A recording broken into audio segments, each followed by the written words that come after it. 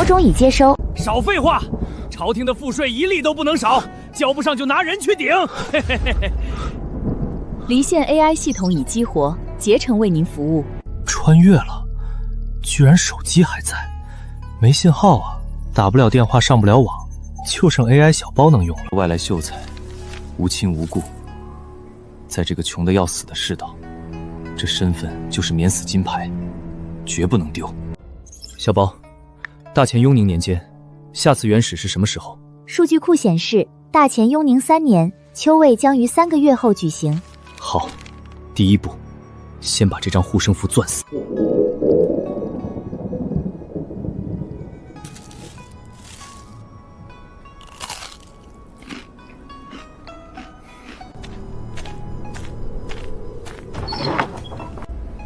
基层崩溃，百姓认命，官绅盘根错节。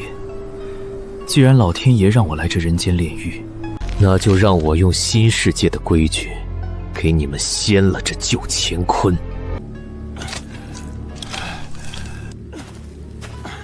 大叔，犁头角度太直，分土板再偏3寸，能省1半力气。去！你这酸叔子手无缚鸡之力，动个屁的种地！别耽误老子交赋税！读几本破书，连五谷都不分了，还教人上地！生产工具落后到了极致，靠蛮力根本救不了这里。李先生，村里人都说你读书读傻了，连地都不会种，跑来就是为了笑话我。不敢，就是觉着你这外来的秀才怪可怜的。我问你，去府城参加秋闱，路好走吗？村里谁家能腾出多余的口粮？秋闱还得3个月呢，就你那3枚破铜板，连去府城的半程路费都不够。若我不仅能算出秋收，还能让这地里长出你这辈子都没见过的东西，你信吗？你这人真古怪。小包，检索适合大前雍宁年代河淮地区，耐贫乏，生长周期短，能救命的高产作物。3个月成熟，亩产5000斤，够了。只要有这个，就能把那些认命的人拉起来。但知识不能直接当饭吃，我缺种子，缺农具，更缺能把这事儿办出来的人。小包给了我造乾坤的图，现在我得先找到给我搬砖的人。人之初，性本善。霍先生，打扰了。你就是那个借宿在破庙里的外来秀才？在下李旭，来此是想请先生帮个忙，带我去宁安县衙问一问秋闱的具体章程。去县衙？那可是要走2个时辰的。你一个来历不明的外乡人，我凭啥替你跑腿？若是惹出什么事儿，我这清白名声还要不要了？就凭这小霍村1亩地打不出3斗粮，凭先生教出的孩子，再过10年还是要饿肚子。秋闱是这方圆100里唯一的近身之路，先生难道不想看看这路到底还通不通？放肆！你一个连路费都凑不齐的落魄秀才，也敢在老夫面前高谈阔论！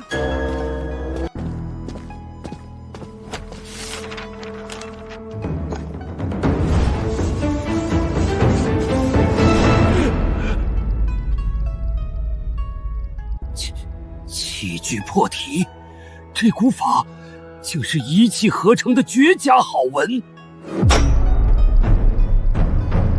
先生，现在还觉得我是个只会蹭饭的闲人吗？李公子大才，老夫有眼不识泰山。这篇文章全当定金，明日一早，我要在县衙的回帖。一定办到，一定办到。老霍这种酸儒，只能帮着跑跑腿，挡挡外人的眼。真正要干大事，还得找手脚勤快、敢闯敢干的人。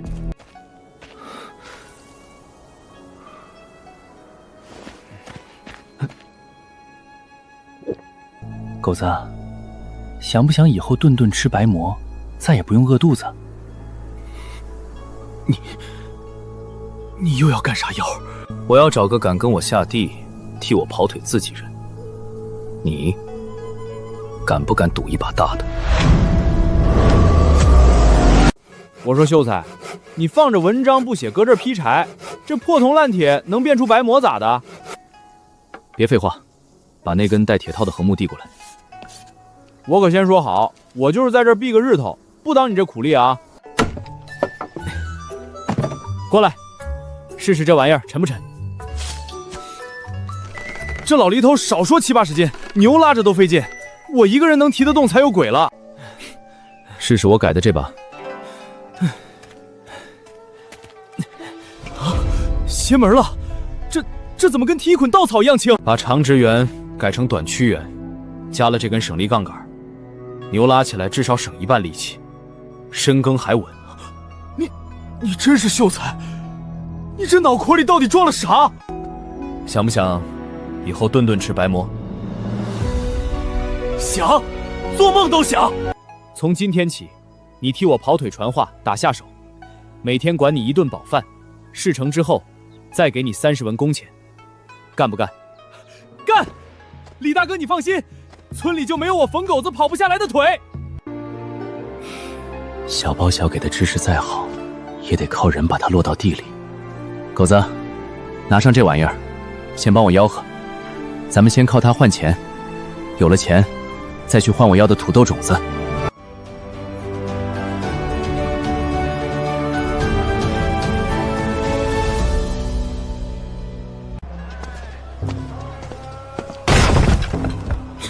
哟，哪儿来的穷秀才？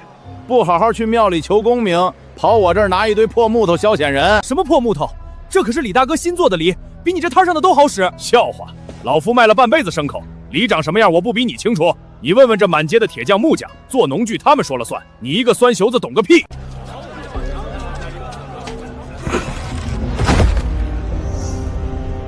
你来提。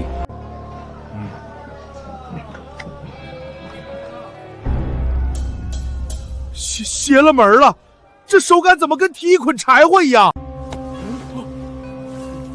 狗子，拉。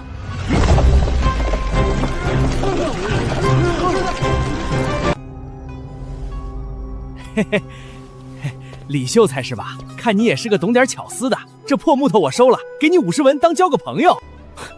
50文，王老板，你这算盘打的10里外都听见响。哎，你这后生怎么不识好歹？我卖的不是这堆木头，是能让1头牛干2头牛的活，1亩地多出2乘粮的规矩，300文，少1文我现在就砸了它。这只是我会的一小部分，今天不买，以后你想买的可就不止农具了。买，我买了。李老爷，你以后有啥新奇玩意儿，可得紧着我老王啊！李秀才，李老爷，留步留步！大柱，你瞅瞅中间那后生，我的亲娘嘞！那不是住在咱村破庙里，连饭都吃不上的那个外来秀才吗？这可是件大事儿，快走，赶紧回村告诉老霍头，就说那个怪人秀才在集市上把那些大老板全唬住了。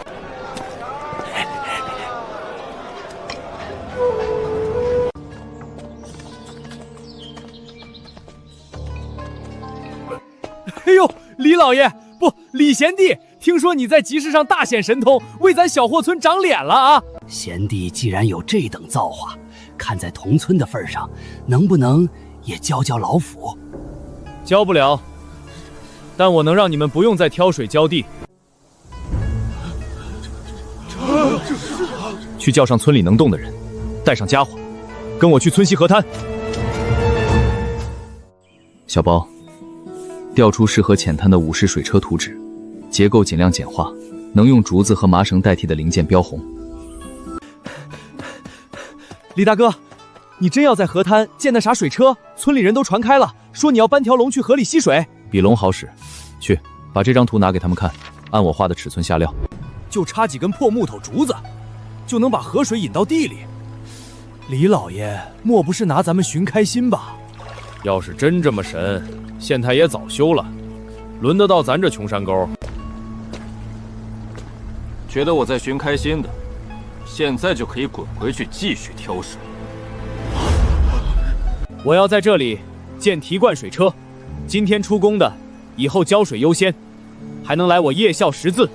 都听好了，不想一辈子受穷的，就按李大哥说的办。先把这片河滩给我清出来。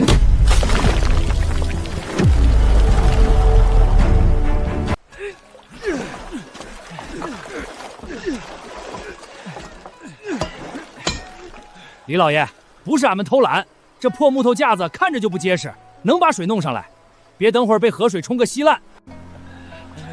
冲烂了算我的，砸不死人。狗子，带3个壮汉扶稳主轴。好嘞，大牛铁蛋，跟我上！听李大哥的准没错。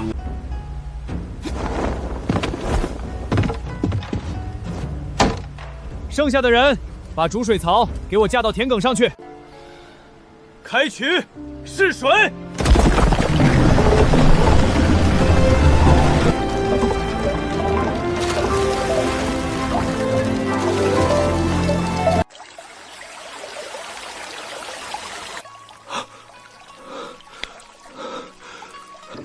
出水了，真出水了，不用挑水了，李老爷真把河里的龙给拴住了。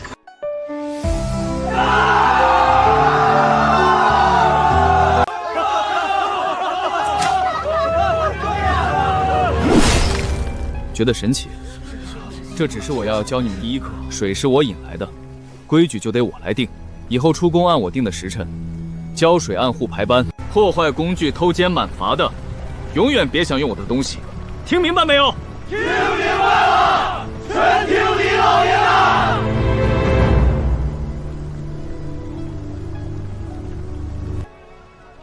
单靠一个水车救不了小霍村，我要的不是他们谢我，而是一整套谁也拿不走、学得来、能不断扩散的新规矩。检测到新生产关系建立，秩序进度加10，当前15%。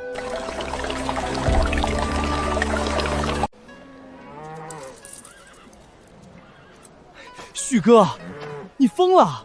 水城刚弄完，你拿好不容易攒的钱买一匹废军马和这群连风都能吹倒的瘦马，这玩意儿能干嘛？这军马虽薄，但肉质紧实；那些菜马虽瘦，熬汤正鲜，拿来吃肉刚刚好。吃马肉？谁买啊？小兄弟，这几匹瘦马，老哥给你个痛快价，100文全收了，帮你止损。悦来居的钱掌柜，堂堂县城大饭馆，跑来乡下牲口市场捡100文的漏。哦，小兄弟认得我？你那饭馆近来缺招牌肉吧？我这军马肉，用我师门艺术腌制后，肉质鲜嫩，端上你的桌子，能让你半个月天天客满。小兄弟好气魄，但这马肉腥臊，你那艺术真能除腥？不仅除腥，还能让你赚得盆满钵满。这几匹马500文，全要拉走。500？你这价比上好的猪肉还贵。那您继续逛，我挑去别家。哎，成交！李秀才，你这脑子不当商人屈才了。这马肉要是真如你所说，以后你再有什么新奇玩意儿，我全包了。那钱掌柜，准备好你的钱袋子吧。李秀才，你那师门艺术腌的马肉绝了，连你顺道送来的驴奶稍微加工一下，也成了贵妇们点名要的稀罕物。钱掌柜好眼力，这是预付的定金，帮我留意县城里有没有靠谱的木匠和铁匠，越多越好。得嘞，以后您的事儿就是我钱某人的事儿。先谢了，我去办件正事。检测到可改良项目，机械印花机、现代造纸工艺，先记下来。现在缺人缺钱，摊子铺太大必死。当下最重要的是把秀才这块招牌立起来。老板，拿最体面的棉布给我裁一身秀才长衫，要最快速度。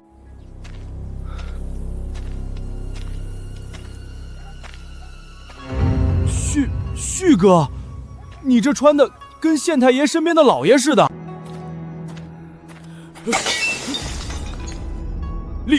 李旭，你这一身行头哪来的钱？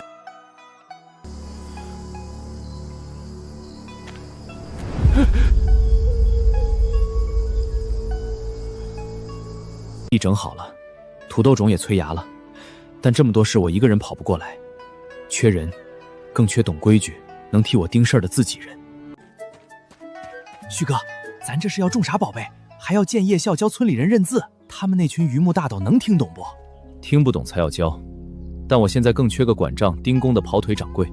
掌柜，咱村除了老霍没人识字啊。那就你学。从今天起，你别光想着混饭吃，学认字，学记账，以后做我的管家。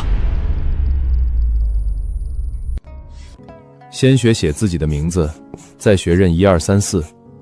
以后买了多少种子，雇了多少人工，都得你一笔一笔记清楚。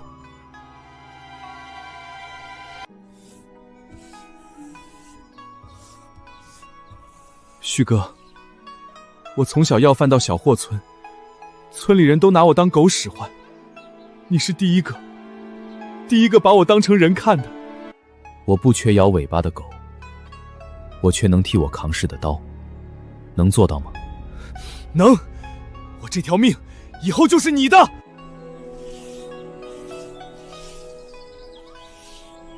在这个世道，光靠几样新奇玩意儿护不住我，也救不了小霍村。我得先把人脑子里的旧东西砸碎，再装上我的规矩。夜校就是我的第一条人才生产线。李老爷搞这新鲜玩意儿干啥？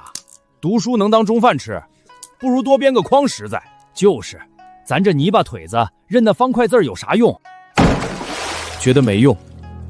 那我问你们，去地主家借斗米，明明还了，账上却多画了一笔，害得你们再赔1斗的时候，怎么不觉得没用？学认字，不是为了让你们当老爷，是为了不让别人把你们当傻子坑。今天先学这4个字，学会了，以后自己记工分、记收成，谁还能黑了你们的血汗钱？都听旭哥的，谁要是敢捣乱，我疯狗子第一个不答应。夜校能唤醒他们，也能把我的规矩扎进小霍村，可在这个世道，只凭这些护不住这火苗。小豹，调出大钱律例和纪年科举真题，生成几篇顶级的八股文和经世策论。已接入大前我风数据库，正在生成雍宁年间考官偏好的八股文策论，生成完毕。原来你不仅能教人造水车、种土豆，还能替我铺出一条通天的青云路。既然这帮当官的只认这个，那我就用这把钥匙敲开官场的大门，再反过来把这棋盘掀了。字是认了俩，可眼下这地里的荒还没开，再熬煎连锄头都握不住了。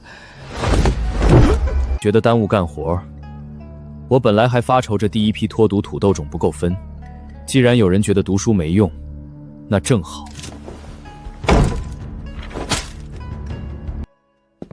听好我的规矩，从今天起，夜校每月大考，考过的不仅记满部公分，还优先分土豆种，优先用新农具，优先进我要办的商会。进了商会，我带你们赚真金白银。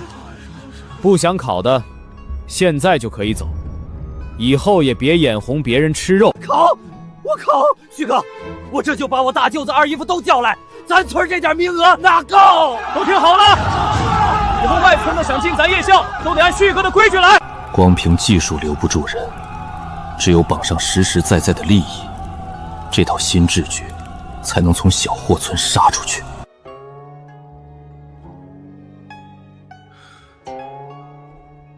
这宁安县的税赋年年垫底，再交不出亮眼的成绩，我的前程就全毁在这儿了。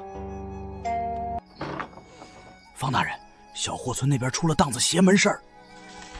什么邪门事？又是哪家丢了鸡，还是哪家寡妇偷了汉？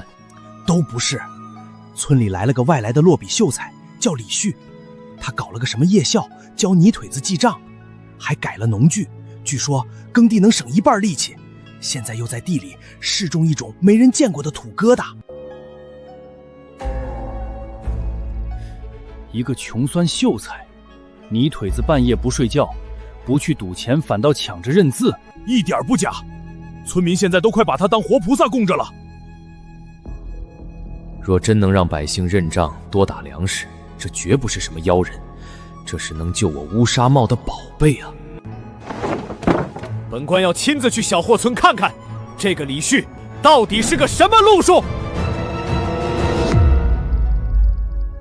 穷乡僻壤，还没到秋收，这帮泥腿子抱着赶粮排队拜佛呢。老哥，这是交租子还是凑粉子买地？买啥的？这是交夜校的束修，去晚了连门槛都摸不着，明天分土豆种可就没咱的份儿了。穷得叮当响的农户竟愿意掏口粮去读书，这李旭到底施了什么妖法？都看清楚了，这进和出俩字分不清。明天分土豆种的时候，谁多拿了一颗，账上一眼就能查出来。我会了，我家那2亩地，按旭哥说的轮作，能多打3斗粮。这位先生，看您这身衣裳，不像来教束修的，是来砸场子，还是来偷师的？在下路过，听闻李先生讲学，特来瞻仰，只是没想到先生竟能让泥腿子心甘情愿掏朽粮认字。我不教圣人言，我只教他们算明白自己能多打几斤粮，多赚几文钱。先生若是想看花架子，恐怕要失望了。李先生，你可知你这套法子若是真能铺开，这宁川县的税赋，不，这天下的根基都要变一变。所以，先生是打算上报县衙，说小霍村出了妖人，还是打算坐下来谈笔大买卖？宁安县主簿方云山，李先生，你这把火敢不敢跟我一起烧到整个宁安县去？方大人，把火烧到宁安，你确定你那顶乌纱帽扛得住这把火？李先生何意？只要能让流民安家，税赋翻倍，本官豁出去了。你以为我只是教几个泥腿子认字，种几亩高产土豆？方主簿，你的格局太小了。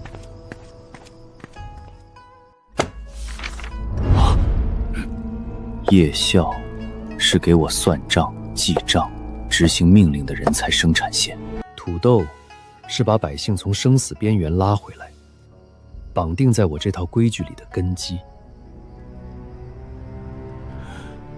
这叫水泥，有了它，我能在半年内硬化乡路，重修水利，让宁安县再无饥荒之忧。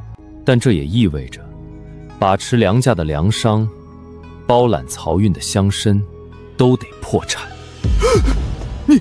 你这是要把宁安的世世乡贤全得罪光，他们会联名参死我的。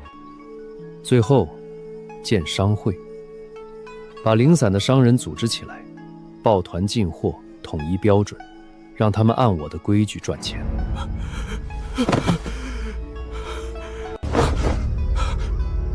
这哪里是帮我考核，这分明是要在宁山县另立一套规矩。李先生，你搞出这么大的阵仗，到底图什么？要钱？要地？还是想要本官在县里给你谋个出身？我要这法子能真推下去。这宁安县的旧规矩烂透了，我要建一套新的。方大人，你是清流出身，这盘大棋，你敢不敢下场陪我赌到底？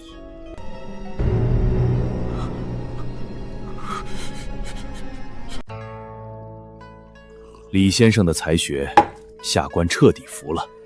但这把火要是直接烧向全县乡绅，不等税赋翻倍，我这顶乌纱就没了。所以，先做小范围试点。试点？先拿出实打实的增产和脱忙速度，堵住那些乡绅的嘴。等百姓尝到甜头，他们自然会跟着我的规矩走。李先生，这盘棋本官陪你下。明日我先回县府铺垫，你且把小霍村的底子打实。方质补下乡暗访这么喜天，莫不是在哪个庄子里被灌了迷魂汤？这都月中了，流民安置的考核文章，你拿什么交差呀？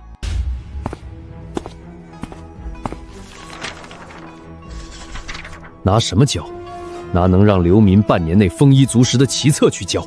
教泥腿子认字，方大人是真疯了。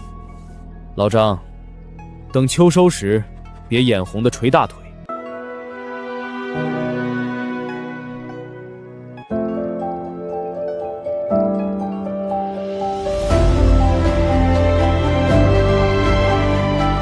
方大人，这是夜校扫王进度表和土豆种植规范，按这个教，宁安县的流民安置考核，你必是头名。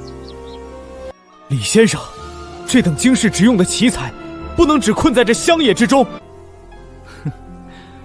方大人想怎么做？我要拿着这本账，亲自去见县令，我要让整个宁然县都按你的规矩转。成了，县令大笔一挥，批了咱们在西乡小范围试推。李先生，我这顶乌纱帽的转机来了。方大人先别急着贺喜，县令肯批，不过是把你当成丢出去试探乡绅的挡台牌。试点要是只按老法子走，你照样翻不了盘。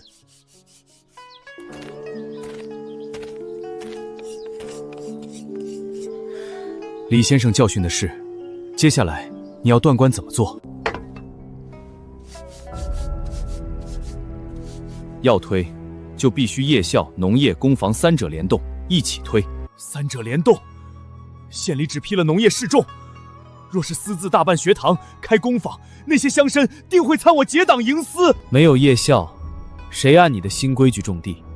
没有工坊，谁造新农具、制水泥？只搞农业，你既挡不住乡绅兼并，也做不出亮眼政绩。李先生，你这胃口太大了。方大人，你要的是能救命的政绩，我要的是没人能夺走的主动权。你敢把仕途压在我身上，我就能让你名留青史。好，本官就陪你疯到底。从今往后，宁安县的新政全按你的规矩办。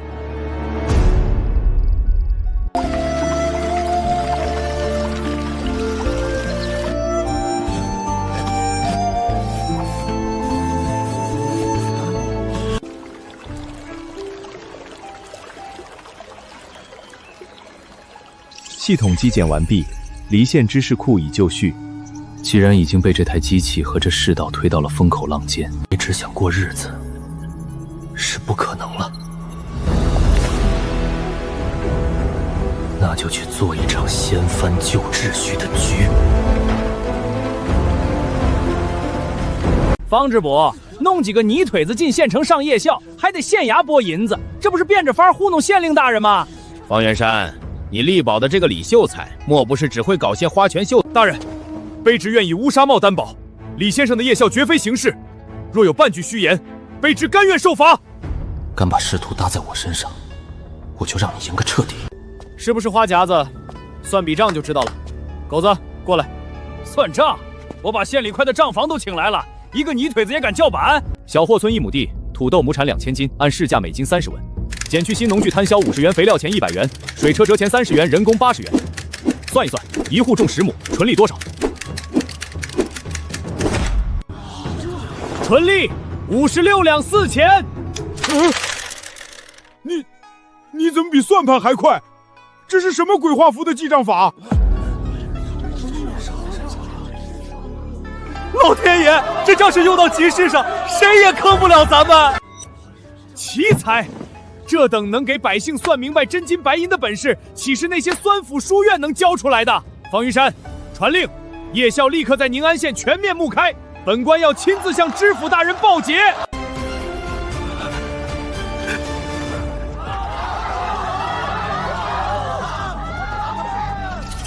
宁安县夜校试点成功，下一步建议启动水泥工房筹备。夜校只是让你们看懂新规矩的门票，接下来才是掀翻旧秩序的开始。李先生，夜校虽好，可吏部考公看的是劝课农桑的实教，底下理政乡绅层层瞒报，我连全县到底种了多少亩地都摸不清，这政绩从何谈起？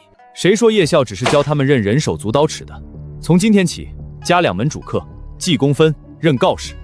这有何深意？百姓会记功分，就知道自己干了多少活，该分多少粮；百姓会认告示，就知道县衙的政令定规。方主簿，只要他们能算账，能识字，你派下去的政令，他们能自己核对。乡绅收租、差役、催税，多拿1文钱，他们都能察觉。妙啊！如此一来，下官的政令便能直达百姓，地下的瞒报克扣全无所遁形。李先生，这不仅是启蒙，这是把治权直接扎到田间地头。李先生大才，方某这条仕途，全凭先生驱策。只要方知母敢担这份风险，我给你的政绩会超出所有人的想象。赵老爷，李旭这穷酸把人都教野了。昨天我下乡，连佃户都敢拿块破木板跟我对账，问我多收的2斗利粮是哪条王法规定的，连只鸡都没捞着。我家那几个庄头也翻了船，长工拿着工分表一笔一笔算自己干了多少活，竟敢指着庄头的鼻子说账不对。这李秀才是要断咱们所有人的活路啊！断人财道，如同杀人父母。他既然敢教泥腿子犯上作乱，就别怪咱们不讲规矩。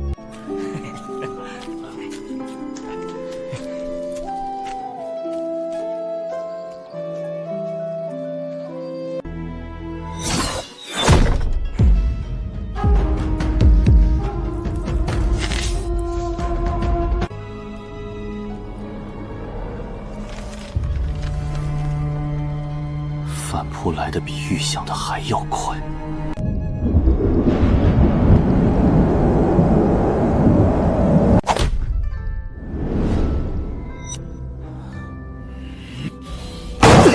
混账！这帮乡绅豪冠竟敢恐吓先生，下官这就拿签劝，派捕快把小霍村团团围住。方主簿，10支捕快也看不住1000支暗箭，靠抓人防住他们，得靠让他们绝望的政绩把他们彻底拍死。先生之意是，我要借县衙后院一用，光有土豆还不够，我要烧出一种胶泥，再做出一段沟渠，成了，它就是咱们宁安县最大的底气。泥巴修沟渠，先生莫不是气糊涂了？劳烦主簿准备些石灰、粘土和细沙，3天后来看泥巴怎么当石头用。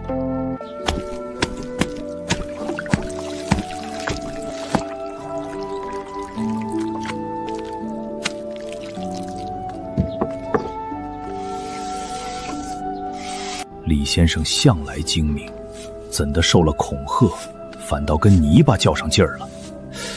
这玩意儿晒干了，难道还能比青石板结实？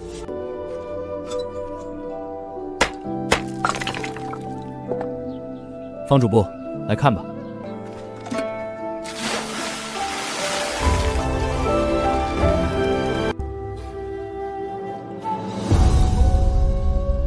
这泥膏干抠了。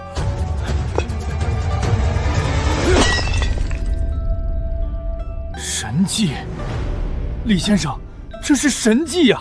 此物若是用来筑堤、修城、铺路，岂不是固若金汤？它叫水泥，只要有石灰石和粘土，我能烧出一座城来。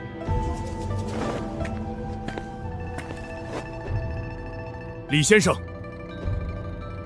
主簿还有何指教？先生有这等改天换地的大才，小霍村的1亩3分地实在太小了。下官明日就去求见府尊，先生这把火得在宁安县，在整个河淮府烧起来。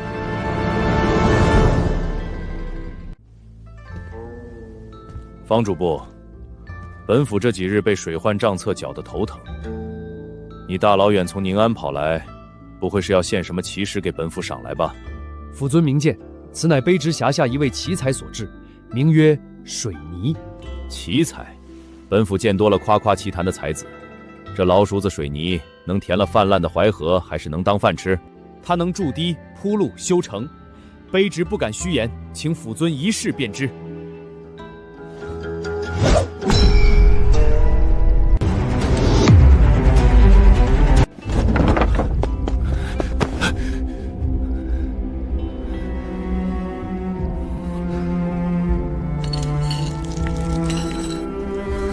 用水和泥晒上几天，就比金刚还硬。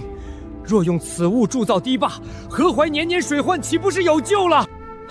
府尊圣明，制此物的那人，不仅烧出了水泥，在宁城县还办了夜校，教百姓识字记账。眼下正试种一种叫土豆的高产作物。等等，能烧水泥，还能教百姓种齐粮，他是只懂奇技幽秘，还是有一整套李民的章上？福生，此人手段之狠辣，做事之扎实，卑职根本看不透他的深浅。他不是在做小买卖，是在硬生生造一套新规矩。宁安县竟藏着这等能改天换地的人杰。此人名为李旭，眼下正受宁安乡绅排挤，处境凶险。既然是千里马，本府这伯乐就不能摆官架子。府孙，您这是备2匹快马，不惊动沿途驿站。本府要微服去宁安，会一会这个李旭。李先生，这位是？方主簿不必多言，在下只是个游学的举人，账随时能算。先生来看新鲜，还是来解决问题？听闻李先生办夜校，种齐粮，还烧出了那坚硬如铁的水泥。可大前律法森严，你这般折腾，就不怕引火烧身？哼，大前的病在律法，更在人心。官员考核只看文章，不看实教；乡绅瞒报土地，差役层层加码，百姓连自己种了几亩地，交了多少税都算不清。不死等什么？所以你教百姓识字？对，我教他们看懂账册，就没人能随便盘剥。我种土豆，是先让他们活下去；我烧水泥，是要让这天下的穷路变得通途。人政不能只写在奏折里，必须砸进泥土里。掀翻旧法，重造新规矩。李先生，你费这么大劲儿，图什么？图这法子能推下去，图这天下能按明白账过日子。好一个明白账！李旭，宁安县这方小垂塘盛不下你这条真龙，跟我府城，本府给你更大的棋盘。福孙，饭要一口吃。我在宁安的局才刚摆好。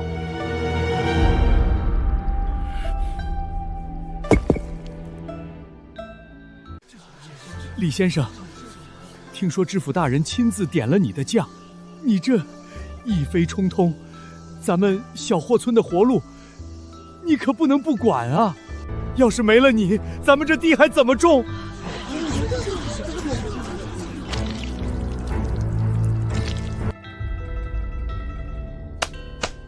天塌了，地也得种。狗子，带人把筐里的双季稻苗和土豆种下去，按我教的齐垄开沟，今天必须把这块样板田铺出来。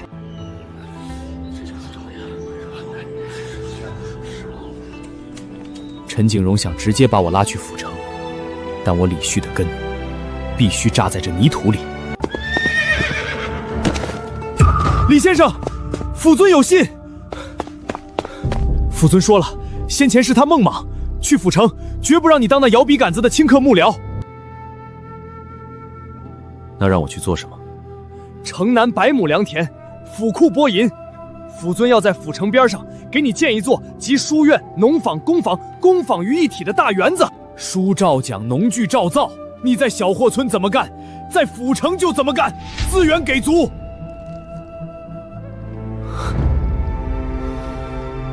书院明理，农坊出活。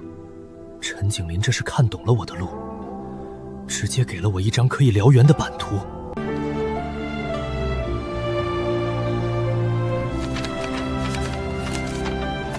狗子，把村里的育秧和翻土任务交代清楚。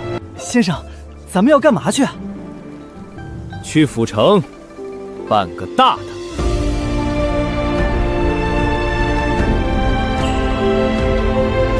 宁安来的奇才，终于肯屈尊见本府了。府尊谬赞，草民来之前先交个底。我进府城，绝不当那摇笔杆子的幕僚。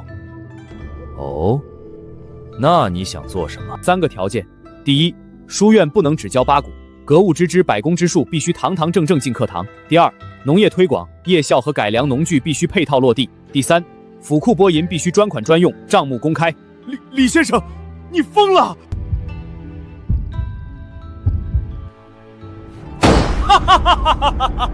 好一个不做幕僚！本府要的就是你这掀翻旧规的胆魄！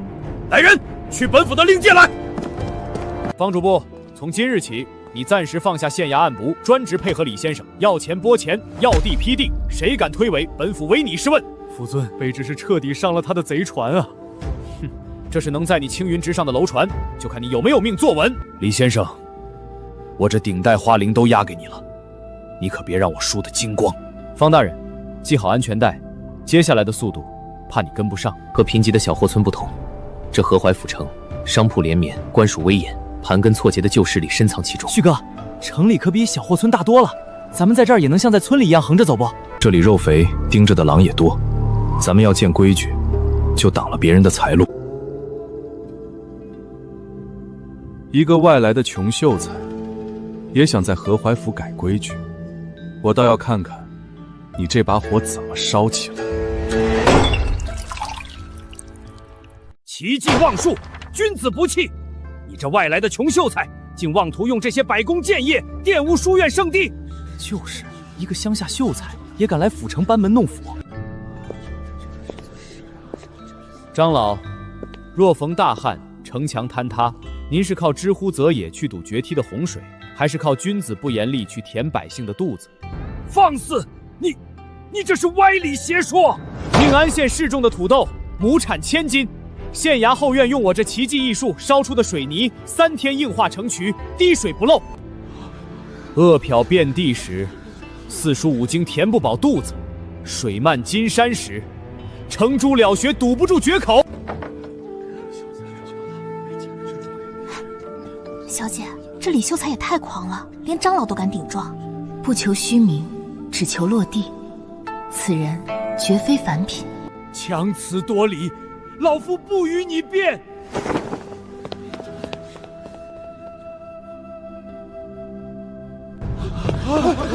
李先生，你刚才说的土豆和水泥，当真有那般神效？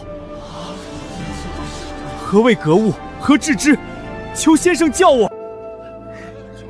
爹爹说的对，这府城的死水要被他搅活了。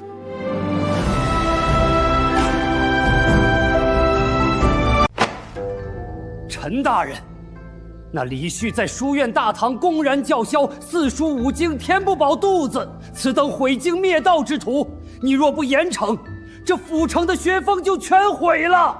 长老，毁学风事小，误百姓事大。你竟偏袒一个外来秀才！宁安县示众的土豆是真的，县衙后院硬化的水泥渠也是真的。本府只看实将，不听空谈。李旭的位子，本府保了，请回吧。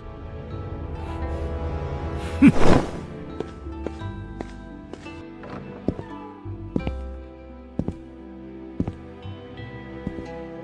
张老刚从我那儿拍了桌子走，这风口浪尖的，你倒沉得住气。府尊既然敢把我推到台前，自然也敢替我担着压力。我不把实事做好，岂不是辜负了府尊的一番担待？你这画的是什么？府城书院不再只是教八股的地方，他要做新政的脑，在这里验证农学格物百工之法，源源不断输出真正能落地的方略。遍布乡村的夜校是新政的脉络，教百姓识字记账，看懂公分，打破乡绅对知识的垄断，把朝廷的政令直接送到百姓面前。农技推广站是新政的手脚，带着改良农具、高产作物的种法，手把手教百姓种地，把新秩序定进每一寸乡里。书院出册，夜教育人，农技落地，三者联动，生生不息。李旭，你这不是在改良宪政，你是要重置一张掌控基层的天罗地网。府尊，大钱的旧网已经漏得兜不住百姓了，我们不替朝廷织一张新的，这江山拿什么守？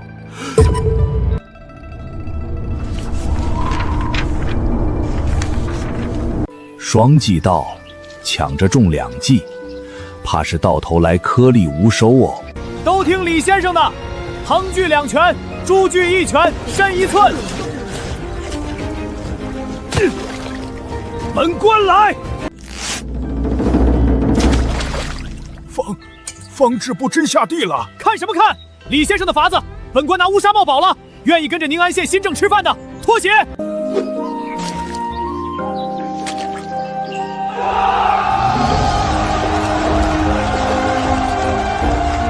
尸骨亩产1200斤，晒干后破1000斤不在话下。那边的土豆更是吓死人，亩产5000斤。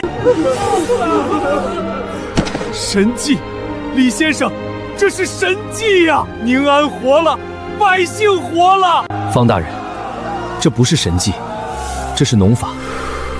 只要按规矩种，天下就不会再有饿殍。李旭，这折子一旦800里送往府城，再转城巡抚，你这套法子就再也藏不住了。藏住的救不了人，我要让上面知道，宁安能成，府城也能成。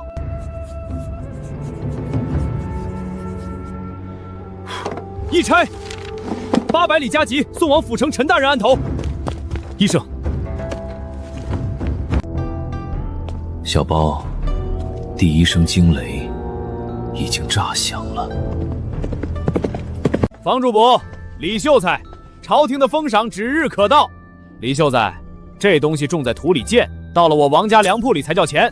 50两，买断。王乡森愿出50两银子，把这批薯种全包了，也算是为县里分忧。买断？王老爷，你出的价连这批种子的零头都不够。你一个白丁，敢不给县尊和我王家面子？面子我给，但规矩得按我的来。这土豆的种手，我改良的农具，夜校的技术赌干，还有后续的销路，必须捆在一起走。捆在一起？何意？一家一户散卖，明年就会变种减产，要推就必须统一种、统一管、统一卖。李先生，别人短视，我前不人不瞎。这是悦来居和田掌柜几家商铺凑的2000两白银契约，我要报销宁安县所有的土豆。2000两？你疯了！这东西百姓连见都没见过，你敢垫这么多钱？方大人有所不知，这东西只要味道不差，府城那些大酒楼的老爷们能把门槛踏破。李先生，我垫钱建铺子，打通府城渠道，销路归我，你只管往上种。聪明人知道什么时候该 all in。钱掌柜痛快，这渠道我交给你了。李旭，你这一手把种子、农具、夜校、销路全捏在手中，乡绅们连一口汤都喝不上了，他们绝不会善罢甘休。我要的就是他们吃不上，把单干的百姓拧成一股绳，再用生意把大家的利益死死绑在一起。谁想拆我的局，就是砸宁县百姓的饭碗。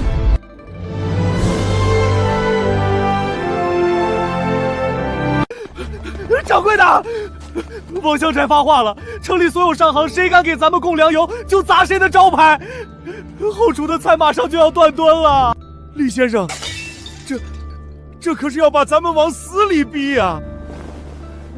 要不土豆的生意，咱们先避避风头。退一步，你这悦来居也保不住。我就是个求财的商人，哪扛得住官绅联手打压呀？你以为我只是在卖土豆？这火柴，这眼镜，哪一样不能让府城的那些老爷们疯狂？我要掀翻的是他们把持了几10年的买卖规矩。钱掌柜，你是想赚点窝囊钱，还是想跟我把天捅个窟窿？这是我祖宅的地契和全部身家。李先生，我钱某人这条命，今天就全压你身上。爆了，全爆了！土豆宴配上火柴预售，府城的老爷们为了一副眼镜，差点把门槛踩烂。3天，纯值1000两。我见鬼了！我卖一辈子面，也没见过这么抢钱的买卖。这只是开胃菜，方敏山在县衙替我们顶着，这股现金流绝不能断。李先生放心，渠道我拿命守着。小包，我要的东西能开工了吗？系统确认，账户资金已激活，重工业高炉改良图纸，初代碎发枪零件图谱已准备就绪。有了钱和工坊，谁还能拿我当软柿子捏？李先生，你别拿小人寻开心了。造船用的是上好木料，你用这石头烧的灰浆，配上死沉的熟铁条，往水里一扔，不全得沉底为王吧？本府特批的50斤熟铁，10名顶尖工匠，谁敢再多嘴，按妨碍公务论处。人财物，本府都给你备齐了。这第一步怎么走？把这些熟铁条像编渔网一样，交叉捆搭成船底骨架。水泥、沙子、碎石北里确认1比2比3。老王，1份水泥，2份河沙，3分碎石，加水搅拌，比例半点都不能差。倒进模具，务必浇透铁条的每一处缝隙。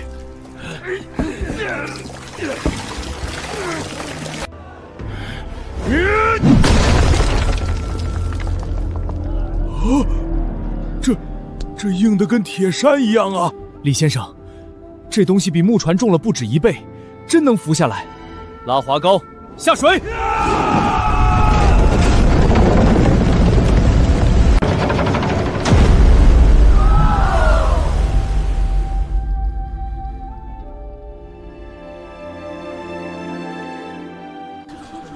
神技，这是能改变天下水运的神技。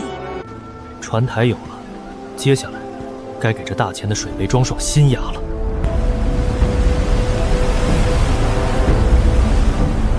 李先生，这东西若是再加厚几层，装上铁甲与火炮，当做战船如何？大人英明，他不仅不怕礁石撞击，更不怕火攻。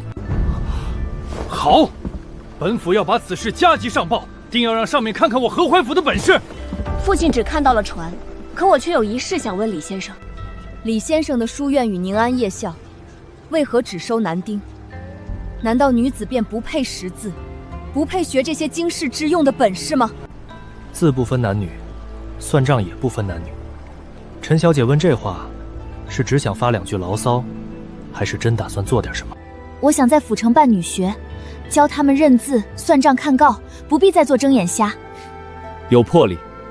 若陈小姐真能办成，我的教材和方法分你1份。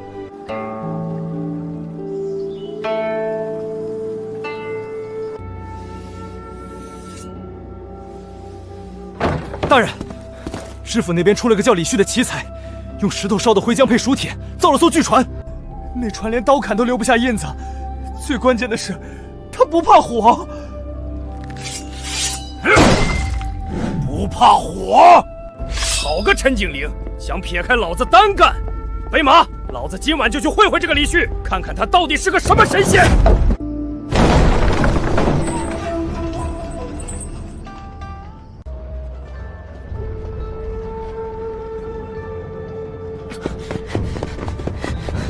李先生，不对劲，街角那几个货郎手全是虎口带后颈的练家子，地下人认出来了，是兵逼到万鹏许的暗探。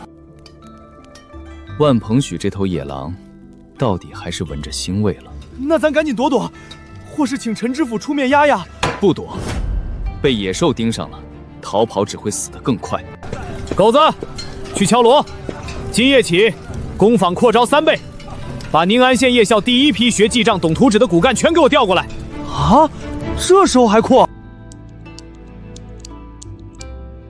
大人，兵备道的人已经把李秀才的工坊围了个水泄不通，而且李秀才不仅没毙，反而正在大肆招人，连高炉的地基都连夜往下打了。我这等手段和气魄，已经不是我一个知府的衙门能随意护得住的了。万鹏起若强抢，我保不住他；可若是让他就这么疯长，日后我还压得住他吗？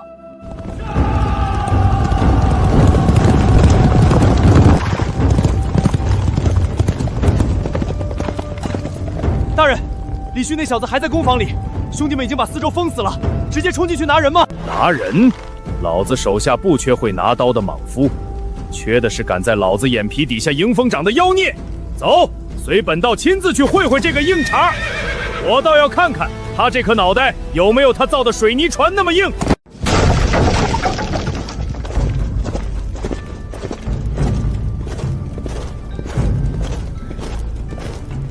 好小子，用石头造船我听说了，如今又见这等军阵般森严的工坊，你这脑子天生就该跟我万鹏巨打交道。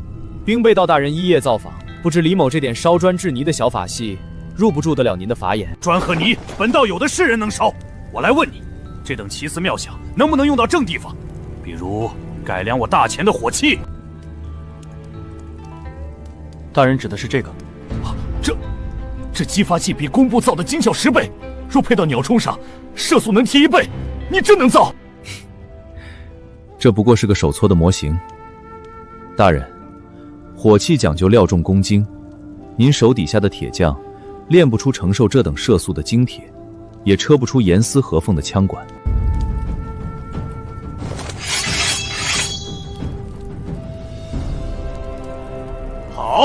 好一个不见兔子不撒鹰的主！明日前去兵备衙门，本道备下好酒，咱们详谈。大人相邀，李某必到。哼！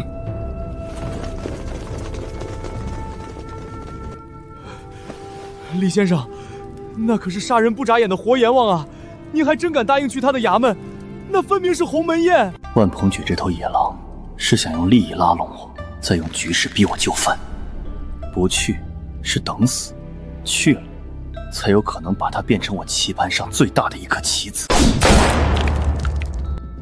好东西，李旭，只要你肯交底，本道保你一世富贵。大人谬赞，这不过是些奇技为器。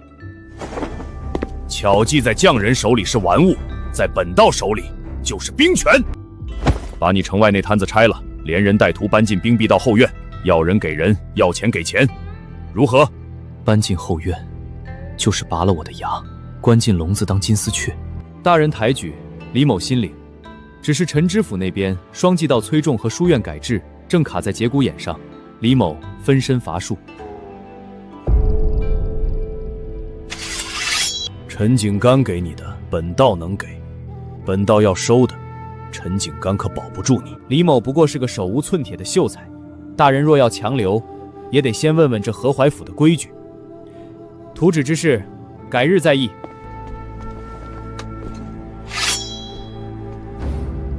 滑头的小子，就是你这酸秀才，敢在我爹面前拿剑！我倒要看看，你这被传得神乎其泄的脑子，精不精打？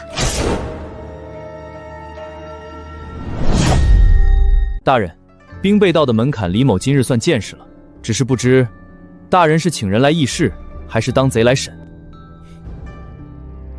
灵儿，退下！爹，他分明就是在拿尿。这位小姐，李某是来跟大人谈军政的，不是来陪你玩过家家的。若将门虎女只剩拿弹弓吓唬人的本事，这弓不如烧了。你一个酸蔬菜竟敢羞辱我！雕虫小技也配叫羞辱？告辞。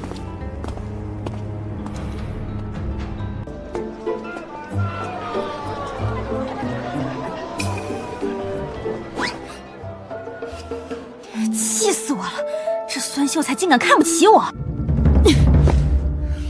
不行，我倒要看看你这狂徒到底有什么真本事。李先生，这夜校商会工坊的账我实在捋不过来了，你这是要把我活活累死啊！方主簿，你累是因为你还在用旧账本算新账。统一收种，统一供销，连坐互保，这不是简单做买卖，你这是把百姓、工匠、商人全用规矩绑在一起，形成了个国中之国。技术只能保一时，组织才能保一世。这张网，谁也别想从我手里夺走。一旦这章程推行，府城的旧势力还有县衙全要反了。你现在怕了？你收上来的那些政绩，早把你跟我死死焊在同一条船上了。妈的，老子这条命就卖给你这疯子了！城南铁铺，西市木器，连兵壁道周边的铁匠都被你联络了。李旭啊，李旭，你这不是在帮本官推新政，你是在何昭府的肚子里硬生生再造出一套秩序。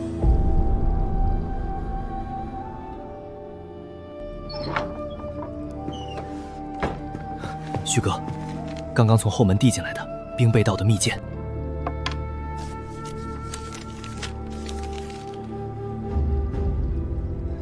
万大人这手笔也太大了，先生，咱们答应他。想用点甜头就把我绑上他的战车。万鹏兴不懂，是更大的局。我要吞的是更大的局。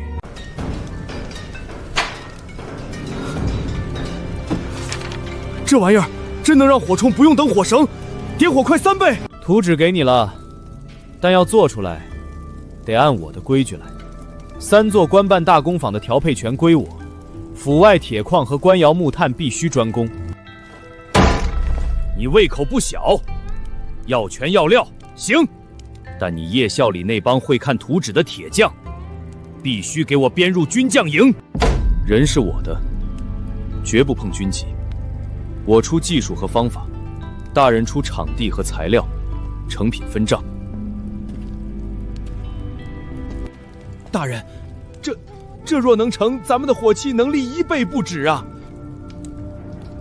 哼，好，本官就跟你赌一把。大人，不对劲！李旭借着咱们工坊的名义，疯狂囤积精铁和好木料。他要造多少火器？不是全造火器，他把粗铁活偷偷分给了外面商会的人，借咱们的孤坊练他自己的人。那些工匠只认李旭的工分，根本不听咱们的号令。好一个借花献佛，想用本官的兵备道盘子壮大他自己的势力，真当老子是冤大头！将军找我何事？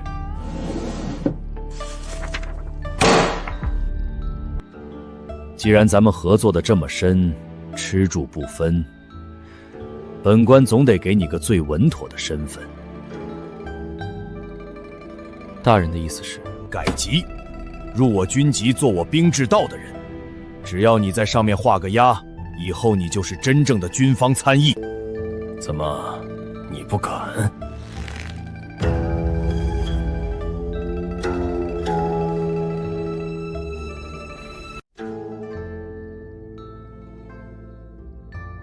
大人厚爱，李某敏感忤内。只是这改籍乃人生大事，需先遣人回小霍村祭告显部，走个过场。哼，好个滴水不漏的酸秀才！本官给你3天时间，别想着耍花样。这河淮府的天还轮不到你一个外来户来翻。大人放心，李某绝不误事。万鹏许要收编我，这军籍一旦签了，咱们所有人都成了他案板上的肉。东家，您说怎么干？要钱出钱，要命，咱也有办法拖上几天。钱掌柜，今夜之内，把商会账上1半的现银、精铁和硝石，全挪到宁安县外的地下暗仓。兵备道的人一旦动手，绝不留1分钱给他。明白，我亲自去办。狗子，夜校和各村的联络网立刻改成联保联坐，所有认图算账的骨干，今晚全部分散派进各个作坊。旭哥放心，人都是您教出来的，只认您定的规矩，死也不替兵败道当差。消息一旦走漏，就立刻启动最坏的打算。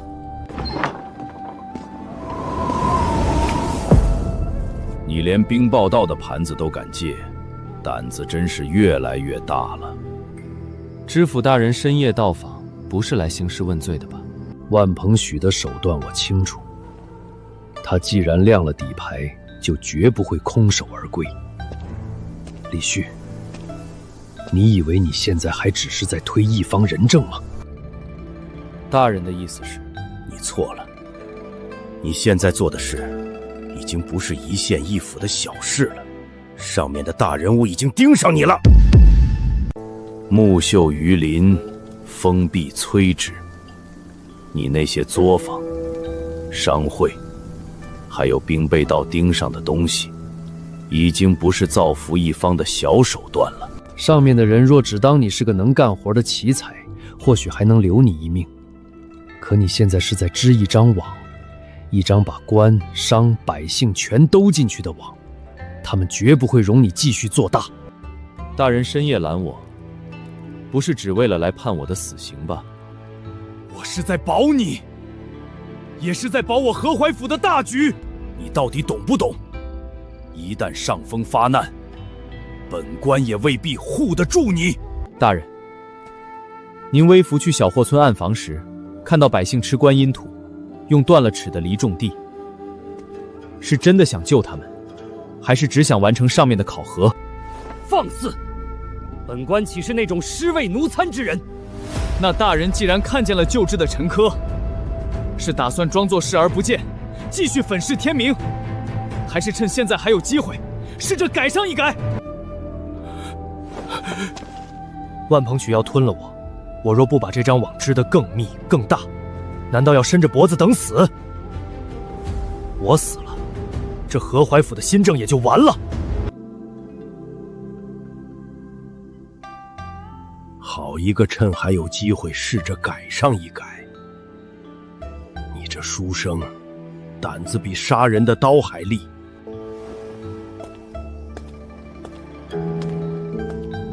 这浑水，本官不拦你趟，但你记住，以后不管出什么乱子，凡事别让我最后一个知道。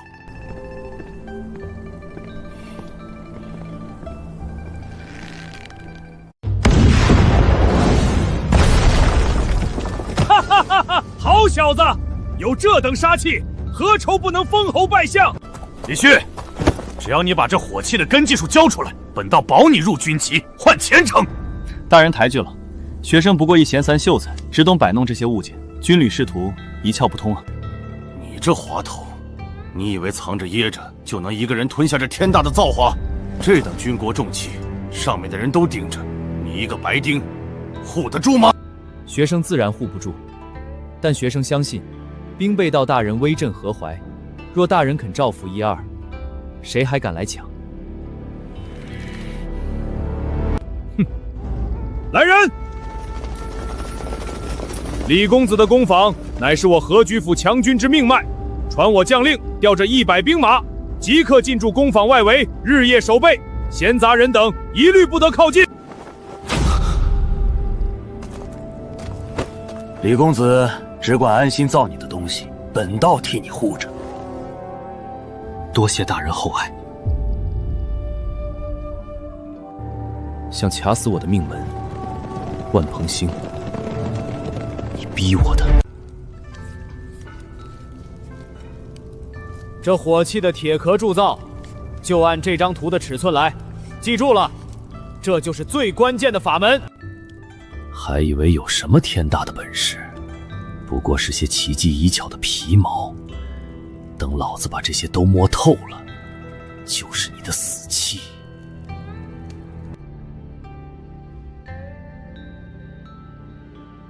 东西都齐了？齐了。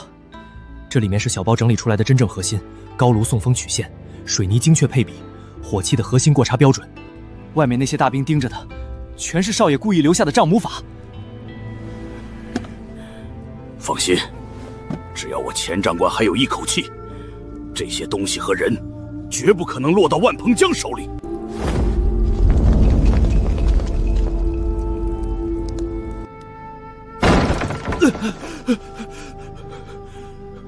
方主簿，你怎么弄成这样？万鹏举动手了？不是万鹏举，是上面督察院的人下来了。督察院？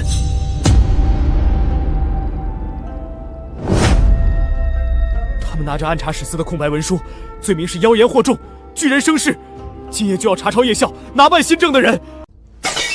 方大人，这是按察使司的空白文书，只要你签字画押，把李旭那妖人交出来，你还是宁安县的好主簿。要抓李旭，先拿10具，没有真凭实据，方某绝不交出半个推行新政的人。王大人要的10具，学生带来了。这是宁安县3个里正画押的账册，土豆亩产2000斤，双季稻扩种800亩，夜校扫盲7000百姓，哪一笔不是富民的实践？你，这不过是你妖言惑众的假账！大人可以亲自下地丈量，也可以去问问学了记账，这辈子第一次能看懂官府告示的百姓，这是不是假的？方文山，你包庇妖人，吃里扒外，咱们走着瞧。走。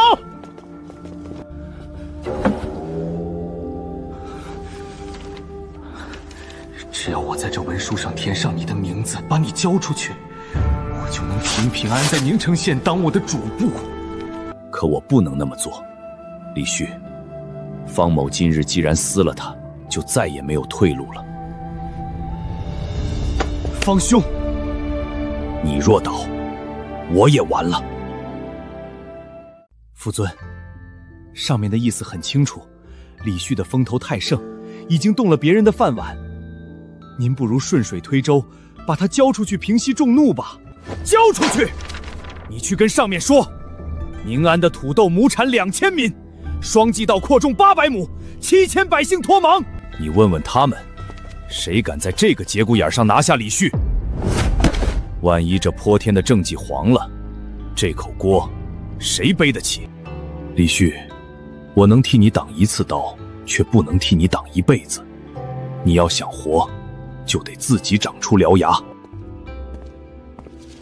父尊，连累您承受上压，是学生的不是。少来这套虚的，我把丑话说在前头，我不会公开站你这边，更不会给你开任何免死的先例。方文山可以跟你共生死，但我若公开保你，就是逼着上面把我们当成朋党，连根拔起。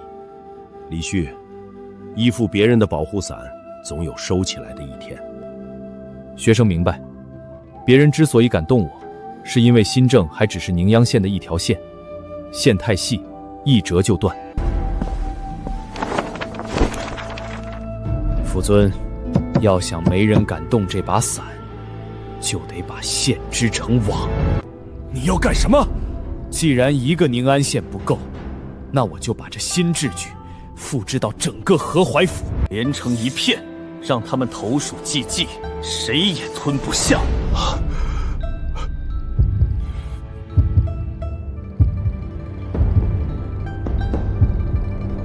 一个宁安县救不了我们，想活下去，就得把这4条线铺到整个河淮府。从今往后，我不带头干杂活了，我们搭班子。方主簿，你带夜校和种植县官面上的关卡，各县的推广阻力，你来评。李兄放心，只要各县有政绩，这帮官油子的骨头我能敲开。前说商业和工房的调度归你，府城的大商贾各县的商路你去打通，把火柴、水泥、土豆的生意连成现金流。公子只管拿主意，这跑腿算账的活，老汉绝不让铜板在账上多睡一天。狗子，你带30个最机灵的夜校生，骑快马跑各县，每天向我汇报进度，哪条线掉链子，我拿你试问。旭哥，就算我跑断腿，也保证消息不过夜。记住，我要的不是一盘散沙的买卖，我要的是一张牵一犯而动全身的网。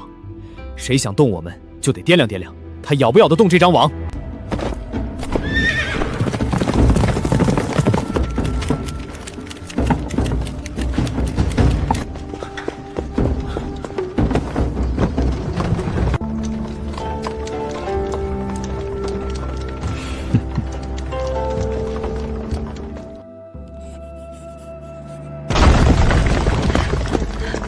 李旭，你不是挺能耐吗？你不是懂这些奇技妙巧吗？万大小姐，兵备道的院墙可不是让你用来练腿的。我爹按你之前给的法子铸炮，结果炸膛了，3个最好的铁匠受了重伤。你要是修不好，我爹的心血就全毁了。你要是修不好，我跟你没完。用百口生铁铸炮，还不做炮膛钻孔，炸膛不是迟早的事儿。你连看都不看图纸，就知道怎么回事？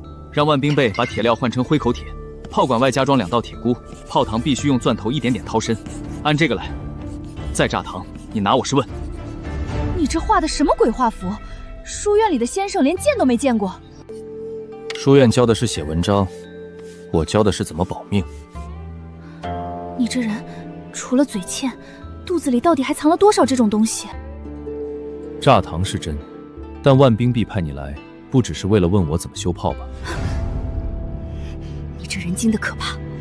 我爹本来想借炸膛的事发难，把你逼到兵必道去。哼，他想借机生事，把我彻底绑死。但他看到你之前扑出去的那些商队和人手，改主意了。他说，不能硬捏，准备从长计议。你好自为之吧，我爹盯上的东西从来没失手过。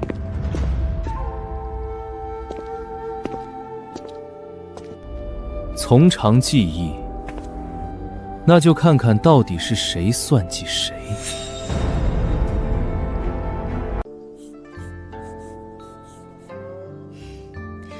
你教百姓记账、认告示，工坊里也只要熟手工匠。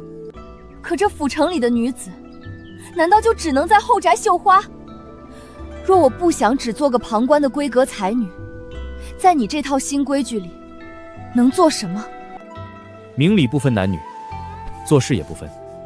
账房、工坊监造，甚至是夜校先生都缺人，只要你有本事，就能有位置。可我不只是我还是知府的女儿。陈大人那边出事了。前2日我去书房送茶，看到了布政使司的密函，上面在查你，也在查我父亲。父亲顶着上头的压力保你，可你建起的商会和夜校，已经像一张网，连他都觉得心惊。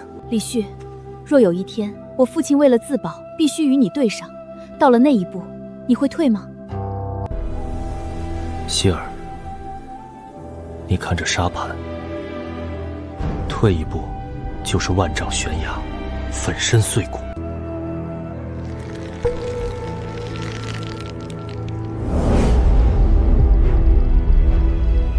你以为我在争对错？我是在给他们一口饱饭。退一步，这些账就得清零，农具就得被收走。你觉得没了活路的人会眼睁睁看着别人砸饭碗吗？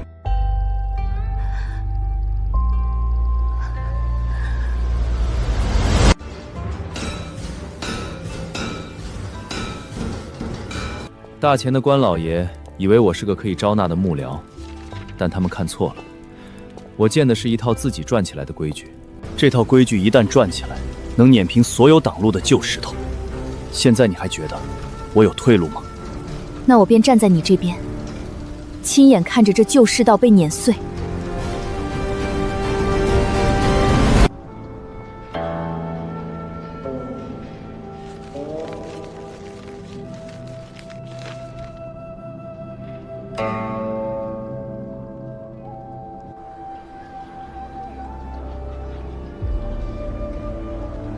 李旭，你已经不是在帮本官做事了，你是在另立朝廷。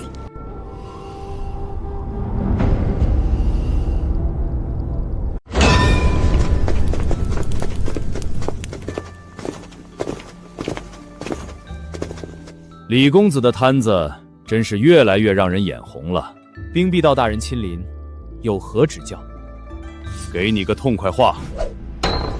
来军器局，本官保你前程似锦，要钱给钱，要身份给身份。大人的抬举，李某心领。只是我这人生性闲散，又被这一院子破铜烂铁绊住了脚，实在担不起军器局的重任。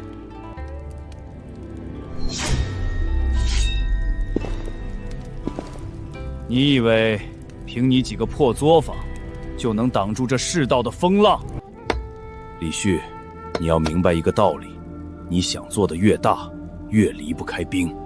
哼！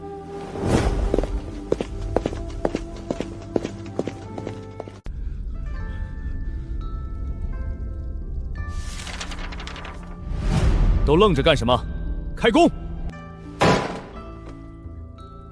先生，万鹏举今天那是赤裸裸的兵权胁迫，你不退避就算了，还要把摊子往邻县扩，你这是把身家性命全押上去。退一步，万鹏举就能把我们连皮带骨春干净。只有把盘子铺大到他吃不下，我们才有活路。方兄，你明天一早拿书院和双季道的实教去找陈大人，冠冕的大旗必须扛到底。好，我这就去替你敲陈大人的门。钱叔，商会商队立刻招人立标，各县商站先把架子搭起来，生意跑起来，银钱物资的命脉不能断。明白，我连夜去调银钱。狗子，夜校的联络网给我织紧，各县的骨干必须听号令。放心吧，少爷。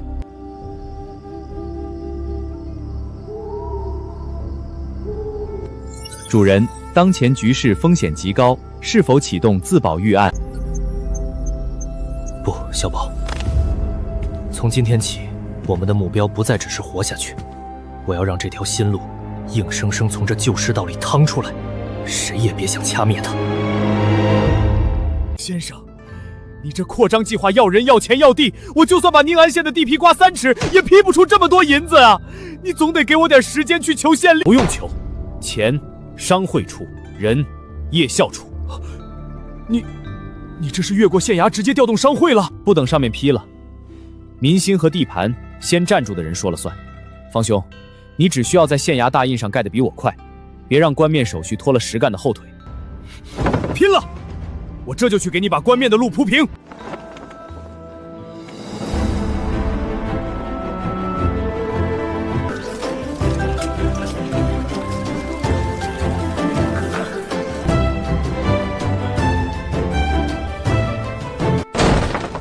旭哥，方大人，成了，全成了！咱们派去外村的人镇住场子了，周边5个村子3天开荒200亩，新农具一用，比他们原先快了3倍。这怎么可能？才几天，连最刁民的西里村都老老实实把土豆种下去了。不是我们厉害，是这法子本身就管用，给百姓一条能吃饱饭的路，没人会愿意继续穷下去。万鹏举以为把我按在府城就能吞了我，他根本不知道，我已经把根须扎进了宁安的每一寸土里。先生，你这是要造一个新天下？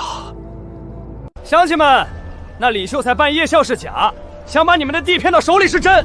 他那土豆是西域来的妖物，吃了要绝世的。王老爷可是说了，谁跟着他干，就是跟朝廷作对。放你娘的屁！我家3亩地用了李先生的农具，3天就翻完了，这账我都记着呢。每天干多少活换多少工分，清清楚楚。老不死的东西，拿本破账就想糊弄人，给我打！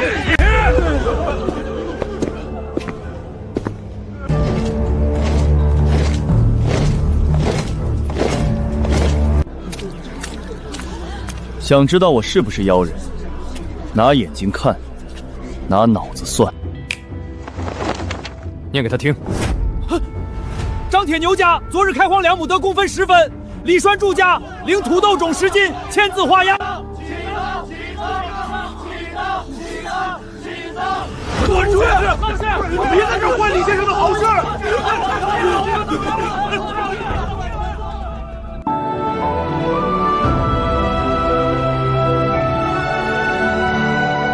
大人，这宁安县的百姓，眼里只怕已经没有县衙，只有李秀才了。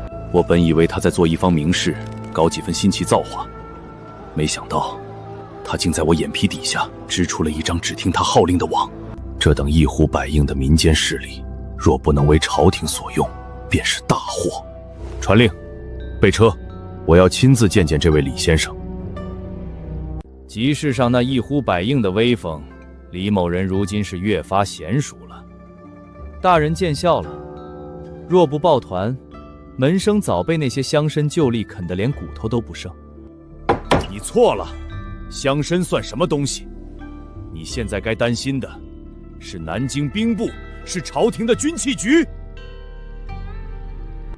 你宫房里那些新奇造化，还有你手里这10几万听你号令的百姓，已经让上面的大人物彻底睡不着了。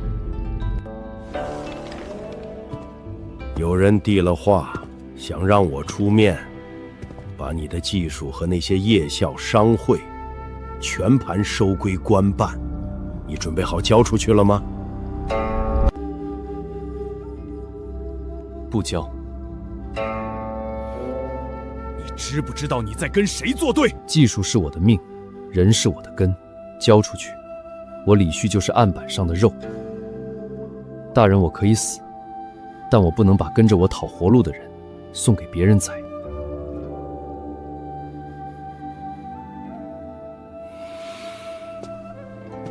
你这头倔驴，太硬了，容易折断。挂名府城，名分上便有了牵制，也能挡住上面直接伸来的手。门生，全凭大人做主。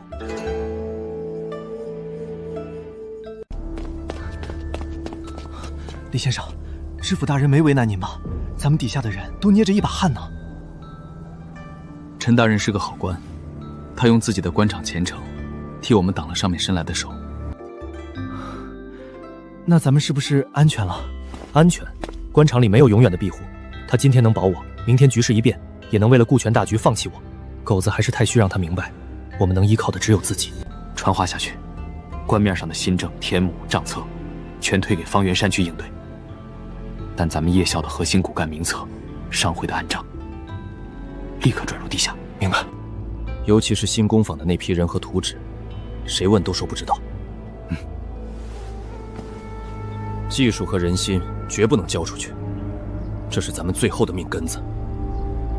大人，查清楚了，陈景金给李旭挂了个府城书院总教招的虚职，又把新政事务全划到主簿方玉山头上。上面想插手的人，被他用地方教化不变经容顶了回去。好一个陈景金，打着保护的幌子，想把这头下金蛋的鸡私吞进自己的笼子里。大人，那咱们还要按兵不动吗？不动！他陈景柔护短，我就亲自去府衙登门道贺。传话给李旭，明晚我在府衙做客，希望他这个总教师能带上他那些真正的本事来见我。他要是不来，我就亲自去他破烂作坊里找。李总教好，军器局的公文你看清楚了，上面催着要你的火铺图纸和改良高炉的秘法，你若是不交，别怪我按军法东办。君门厚爱，只是这秘法还需时日打磨，并非必着自亲。哼，打磨？我看你是忙着办夜校、搞新政吧。别怪我没提醒你，底下留言说你搞妖人艺术蛊惑百姓，新政账目也不清，真惹恼了军器局，我不介意派兵帮府衙查查你的底下。军门大人，学生有疑问。讲。若真有国之利器，交给只会拿百姓和新政压人的人，还是交给能让更多人活得像人的人？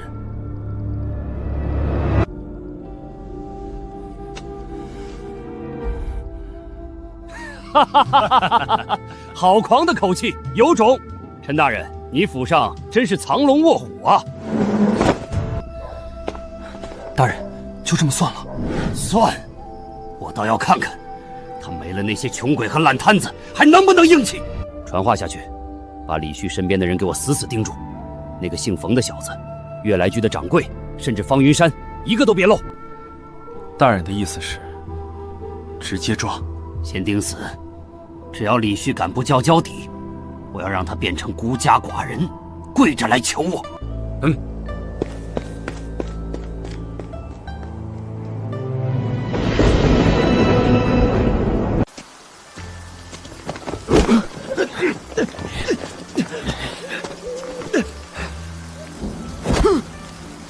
别害怕，军门大人知道你是李旭身边的大红人。这金子换你一句话，他那火器图纸藏在哪儿？夜校天天到底在教那些泥腿子什么？说出来，以后你就是军门的人。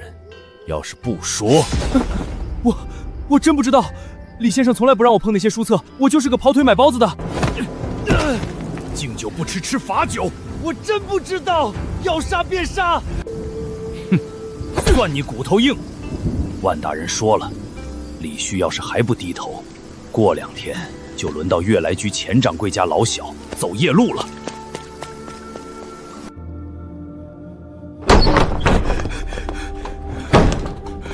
旭哥，军门的人拿钱砸我，问我图纸和夜校的底，我什么都没说。没被吓破胆，骨头够硬。这金子你留着压惊。旭哥，他们还说下一步要对钱掌柜的家小下手，这可不是闹着玩的。万鹏举真敢杀人啊！他这是想把我身边的人一个个敲碎，逼我变成孤家寡人。先生，那咱们咋办？狗子，只靠咱们兄弟间的情分，护不住大家。万鹏启既然敢拿刀子，咱们就不能再像以前那样一盘散沙。从今夜起，夜校、工坊、商会，所有人按片结网，互通生气。我要立下最严的规矩，谁坏了规矩，绝不轻饶。我要让万鹏兴明白，他想砍的不是几根树枝，而是一片拔不掉的树林。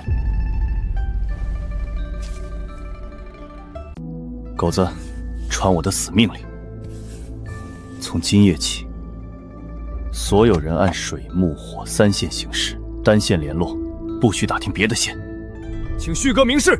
水线公开管种地算账，木线内部管夜校攻防，火线绝密，只管军工图纸和核心匠人，谁敢跨线打听，立刻踢出商会，永不复用。李先生，军门的人想拿我家小开刀是吧？我已经把全家老小搬进了夜校学员联保的大院。钱掌柜，你没必要把全家搭进来。我钱某人以前只认银子，是你让我看到了做大事的希望。外部那些明枪暗箭，我越来都扛了。谁敢动我家人，我就让他的商号在府城彻底消失。从今往后，你就是我李旭的自己人。李旭啊，李旭，我看你这孤家寡人，还能硬气到几时？爹，你堂堂朝廷兵备道，对付一个秀才，竟然去威胁人家手下的家小！放肆！这是你该管的事吗？那李旭是个不肯交底的妖人，对付他不能讲书生规矩。他要是妖人，能教百姓认字，能造出水泥船。爹，你这样做，连江湖绿林的道义都不讲。反了你了！为了个外人，敢这么跟爹说话？我只认罪错。你要是敢派那些暗探下黑手，你要怎样？我就去告诉他，让他防着你。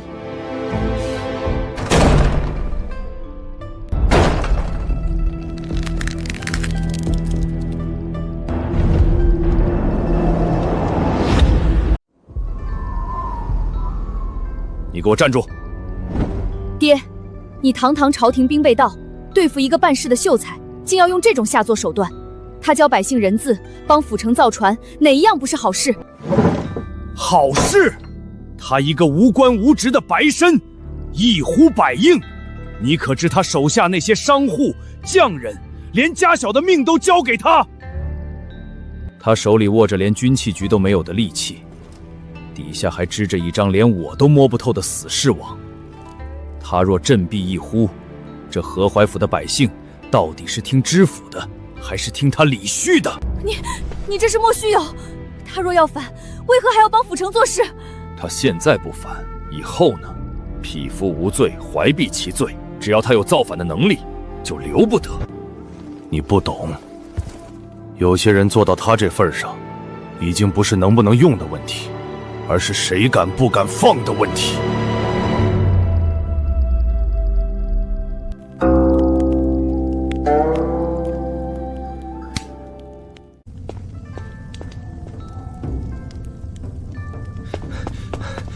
旭哥，万红举的人把几条街口都封了，连钱掌柜那边也被死死盯住，咱们被彻底围死了。他再加码，我们就更不能露色。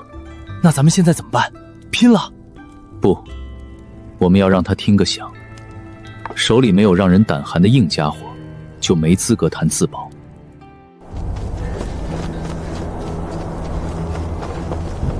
李旭，万鹏兴的大军随时会动手，你竟还有心思在这摆弄这些破铜烂铁？史相，若我今天拿不出让他忌惮的东西，咱们就没机会在这儿说话了。你想干什么？我要让你看看，自保的底牌到底是什么。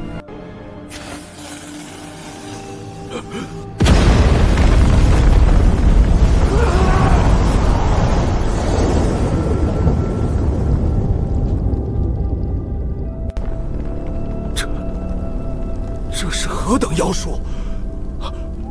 城墙在这东西面前，岂不是形同虚设？城墙尚且如此，若这东西落在乱臣贼子手里，天下岂不大乱？你可知你造出了多大的祸端？史相，他若只在我手里，就是自保的盾；若被夺了去，才会变成刺向百姓的刀。你糊涂！万鹏玉一旦亲眼见到这个，绝不会再跟你讲规矩，他会直接把你锁进军器局，日夜榨干你的本事。所以我更不能把底牌交出去。凭你那点夜校学员和商会的商队，挡得住兵备道的铁骑吗？李旭，听我一句劝，这等国之利器必须交上去。交上去。交上去，交给那些只懂算计的权贵。我会亲自修书，送你去京城，或是引荐给某位手眼通天的大人物，让上面给你一个名分，把你收进朝廷的羽翼之下。只有这样，万鹏起才不敢动你。史相，认个名分的意思，就是让我交出所有的配方、图纸和工匠，然后做一个任人摆布的吉祥物，对吧？至少能保你性命无虞。我若去了，我的人怎么办？叶孝怎么办？我费尽心机，就是为了不被你们救济在里的大人物随意拿捏。靠别人施舍的保护伞，终究是别人的。我的命，我自己定。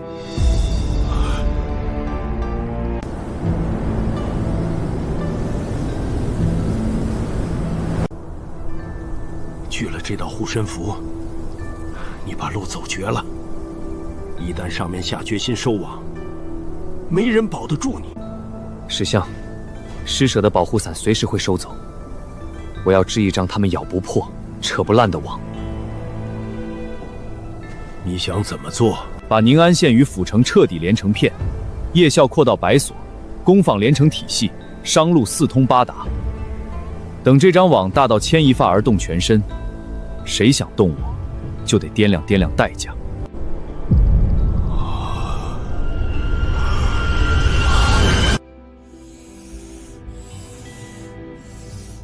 方主簿，这就是我的保命图，两地联动，资源互济，让新政彻底形成规模效应。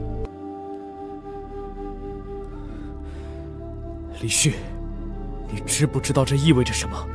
一旦铺开，我们就是把全天下的旧势力都得罪光了。我需要你这个主簿把冠面的路彻底铺平，敢不敢？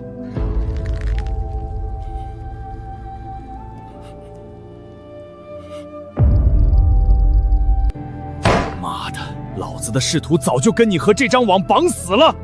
既然退一步就是死路一条，那就干到他们不敢轻易。官面的事由我顶着，你要的钱粮录制，方上补会全力配合。但你的夜校和商会，绝不能再打官府的旗号。宁安县的关卡我全给你铺平，要人给人，要地给地，哪怕把天捅破，我也替你们兜着。史相，我可以给你太平盛世，也可以给你泼天的政绩。但我的人、我的账、我的技术，绝不交出去。只要你还在河淮，我便保你一时。但你记住，别让我最后一个知道你的动作。成交。大人，陈景军不仅没查办那小子，还让方云山倾全县之力配合他，这分明是要抱团成事啊！抱团？本官倒要看看，他们这把散虾能不能挡住真刀真枪。备马，点一队火器营的精锐，随本官去宁安巡查军器。大人，李旭的工坊毕竟挂的是民营造办的牌子，咱们直接带兵去。哼，本官是去巡查，顺便请教他这火器到底是怎么造的。我倒要看看他李旭的骨头是不是比金刚还硬。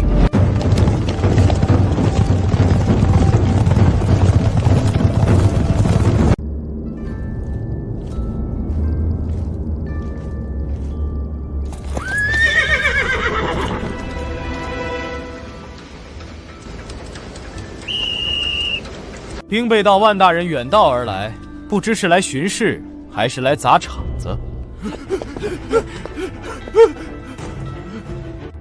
哼，李秀才，本官倒要看看你这宁安县是大钱的宁安，还是你李旭的铁桶江山。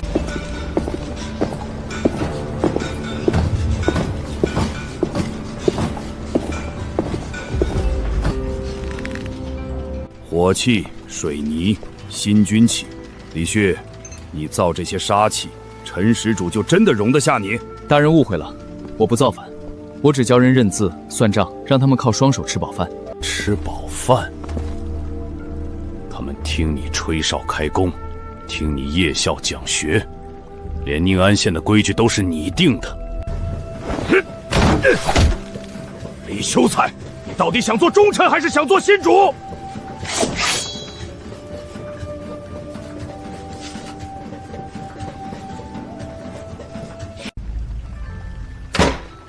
大人觉得什么是反？手里握着刀，心里藏着兵，就是反。我教他们认字，是为了让他们看得清官府的公告，不再被人蒙骗。我教他们种地做工，是为了让他们靠双手吃饱饭，不用卖儿务女。让百姓有活路，就是忠。若大钱的规矩容不下百姓吃饱，那这规矩就该改改了。好一个大忠寺监，你比那些喊着造反的乱民可怕100倍。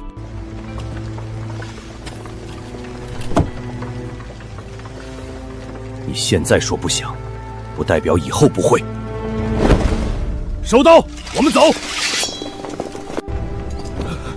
李旭，你刚才那话真敢说啊！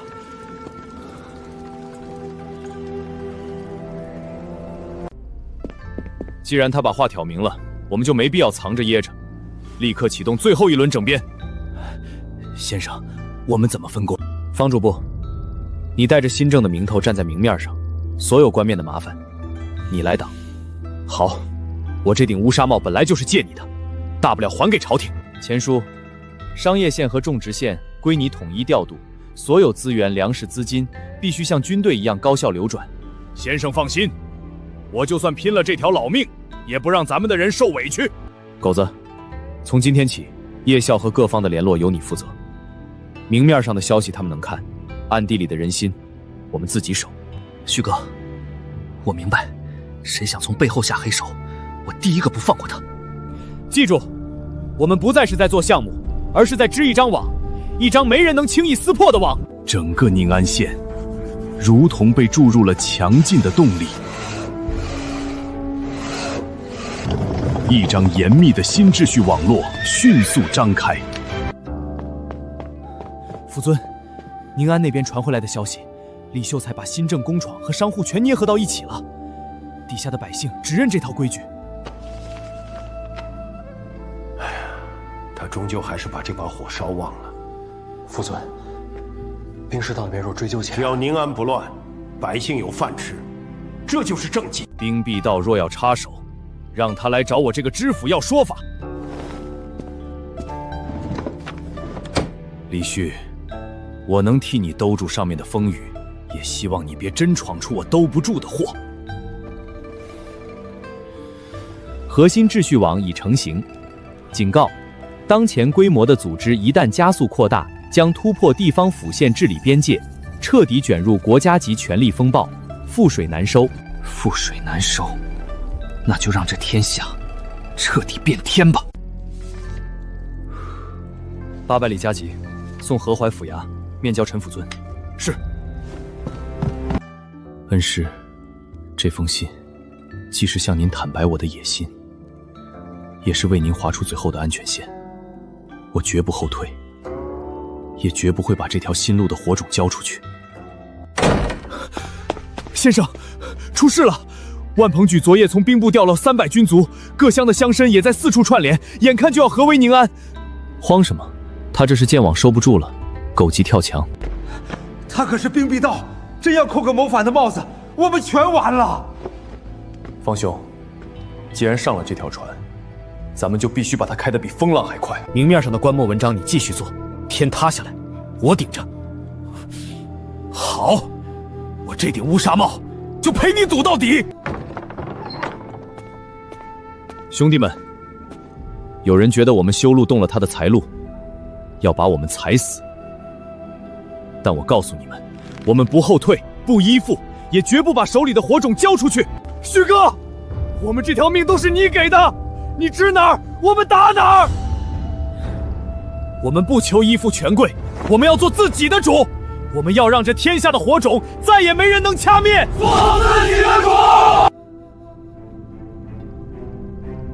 传令下去，所有夜校扩张，工坊加开流水线，商队全速运转，全面加速，把这条新路给我铺到他们胆寒为止。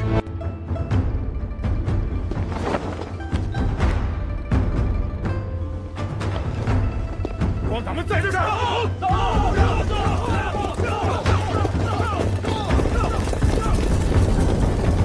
李旭旭啊，李旭，你这哪是试点，你这是要烧出一片天！传我的手令，从府库调拨200栋粮食，500两白银，加急送往宁安。父尊，万兵士已经放话，谁敢给李旭续命，就是跟他作对。您这是拿前程替他挡箭啊！旧制已经把百姓逼到了绝路，他李旭敢趟出新路，我陈景恒就敢替他担这一回天下骂名。去，旭哥，外线的夜校和种植点全铺开了，兄弟们都按你的法子把地占下了。好，让各点把账目、农具、人手都摸清，立刻连成网。陈府尊的调拨令到了，200斗粮食。李旭，你闯的祸，连府尊都快顶不住了。万鹏里的300军卒已经到了宁安城外。陈府尊顶着上面的滔天压力保你，可他毕竟只是个知府。你告诉我，若有一天连陈府尊也顶不住了，上面真要下死手，你到底有没有后手？方兄，你看外面这张网，我现在铺的全是后手。请。青化乡报来，土豆追发完成，鱼肥50担，立刻调往急需的李家镇。明白。他们在做什么？这符号是什么妖书？这不是妖书，是我教他们的记账法。方兄，你觉得万鹏营真怕我的水泥和高炉吗？不，他迟早会仿去。他真正忌惮的是这些学会了认字、算账、懂得按规矩协作的百姓。这才是我真正的后手。一线的百姓不再是一盘散沙，而是拧成了一股能自己造血、自我管理的绳。我把这扇门打开给你看，是因为从今天起，你就是这张网在官面的脸面。李旭，你可知，一旦走到这一步，我们连回头的路都没有了。方兄，旧路是死路，跟着我，我让你做新秩序的奠西人，敢不敢？连退路都没有了，那就让这把火烧穿这9天下！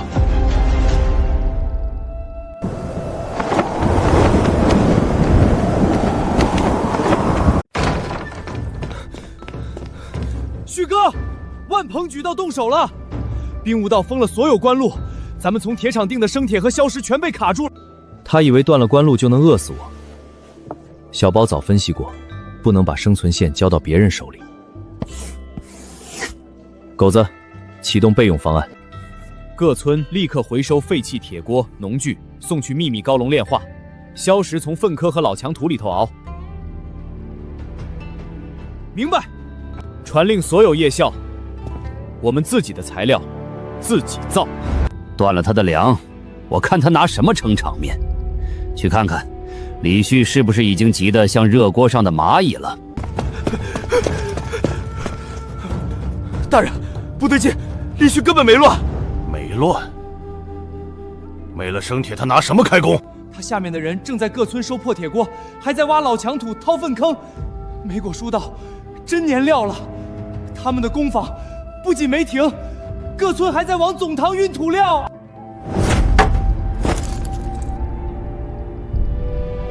收破锅，熬小土，他这根本不是几座工坊，而是一个自己会找食的怪物。这小子已经成事了。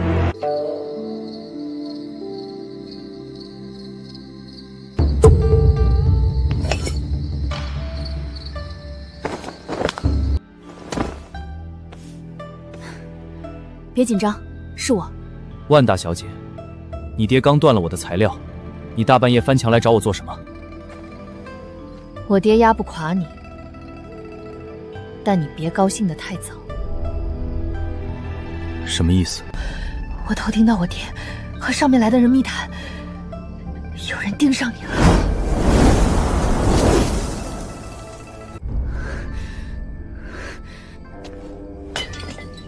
上面经理的人直接插手了？具体是谁我还不能完全确定，但我偷听到他们说你已经引起了大人物的注意。我爹卡你材料既是试探，也是想逼你入局。他想先把你捏在手里，或许还能替你挡一阵。捏在手里，不过是想拿我当奇货，去给上面的人递投名状罢了。我不管他打的什么算盘，我只知道，那些吃不饱饭的泥腿子，因为你办的夜校能识字、能分粮、能有活干。你和那些只会算计利益的官不一样。半夜翻墙给我报信，把你爹的底牌透给我。万灵儿，你想清楚站哪边了吗？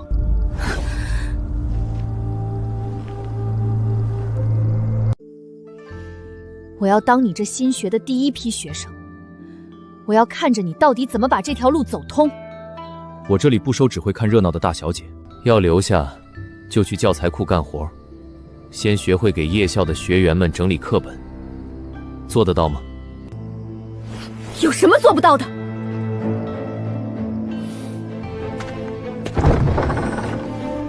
门开着，路在里面，自己选。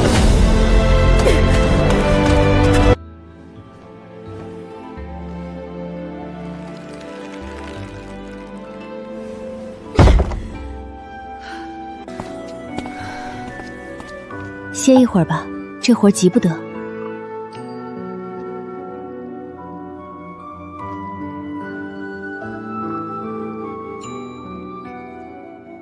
一个掌兵者之女，一个掌政者之女。李旭啊，李旭，你不声不响，竟连他们都悄无声息地拉上了你的船。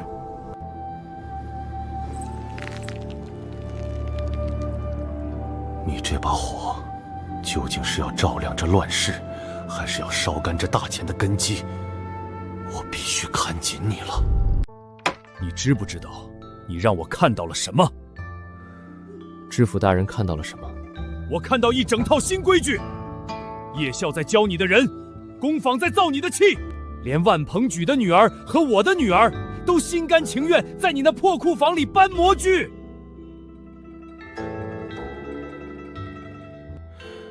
我原本以为我是在庇护一个奇才，但我错了。你这条路若真成了，根本不是我能用你，而是这天下都得重新估量你。李旭，我们可以做盟友，但我必须先划清底线。我绝不会陪你把身家性命压在一场毫无胜算的谋反里。我从不做没有胜算的事，我要的也从来不是龙椅。那你要什么？一套让百姓能吃饱、能识字、能活命的新规矩。至于这把椅子，谁坐都一样，只要别挡我的道。李旭，你听好，这大钱的江山容不下两张皮。你到底是要借大钱的壳走一条新路，还是要打碎一切，再造一个新的国？大人，壳要是太旧，是护不住里面的新肉的。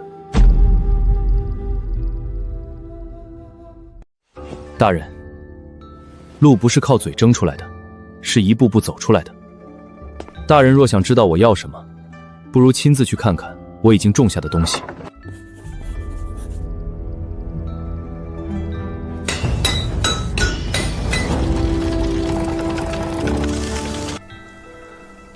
分业协作，流水作业，你这不是在造几件奇物，你是硬生生在大钱的烂根上逼出了一个新道。李旭，你这把火一旦烧大了，上面的人绝不会容你，到时候连我也会被烧成灰烬。大人怕了？我怕的是你根基未稳就急于求成，最后万劫不复。所以我需要大人的壳，替我挡住一时风雨。好，在河淮府，只要我还能护得住你，你就尽管尝。但你给我记住，若是有一天我顶不住了，你自己千万别垮。大人只管替我挡风，我绝不会给他们轻易掐灭的机会。这是先生的工坊种地，闲杂人等免。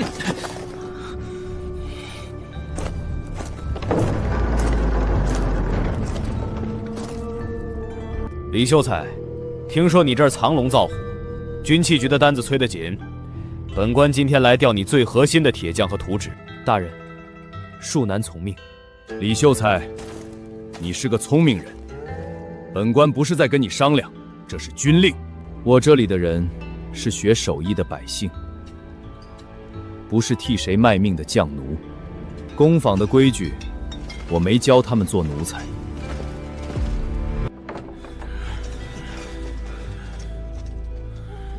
李旭，你真以为你教这群泥腿子认了几个字，打了几把锄头，他们就能挡住真刀真枪了？大人若不信，大可一试。好，好得很，咱们走着瞧。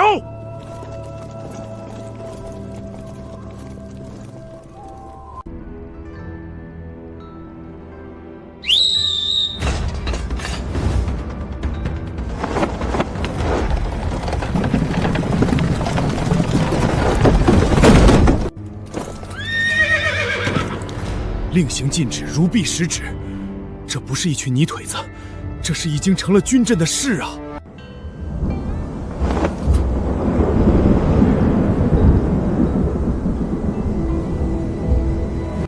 李秀才，你比我想的还难受。真正的生死考验才刚刚开始。所有非核心工坊立刻停工，人员转地下包体。一组制模，2组制销，3班到，人歇机器不歇。明白，绝不让兵备道摸到底细。我们不惹事儿，但必须不怕事，把保命的家伙事儿备足。谁敢踩过界，就让他付出血的代价。长本事了，连本官的面子都敢当众打！传令下去，各卫所即日起全员拉练，把红缨大炮推出来，火药库全面盘点。大人，真要直接打进去，那李旭手下的人……不，先把兵练起来，把刀磨快，暗中死死盯住工坊的出入口。我倒要看看他这台机器能疯狂到几时。李旭，出事了！兵帮道动手了，比兵帮道更狠，上面派了钦差，打着考察新政的旗号下来了。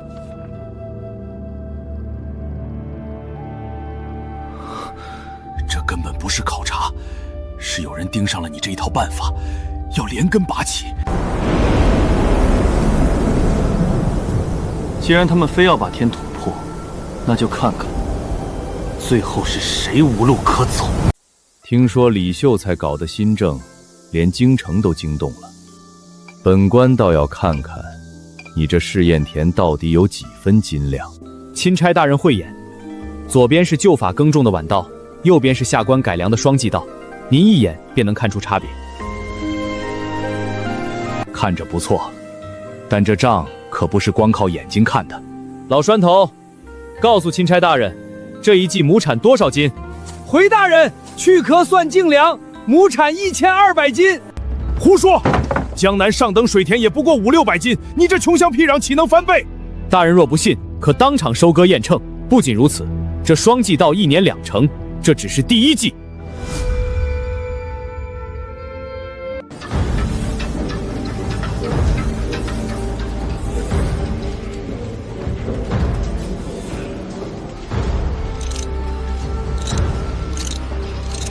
你把百姓教成了工匠，把农具做成了军器。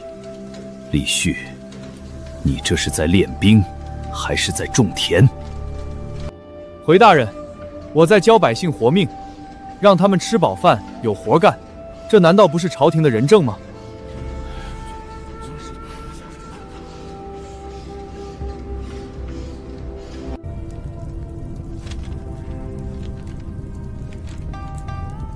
这等治世之能，若不能为朝廷所用，必成大祸。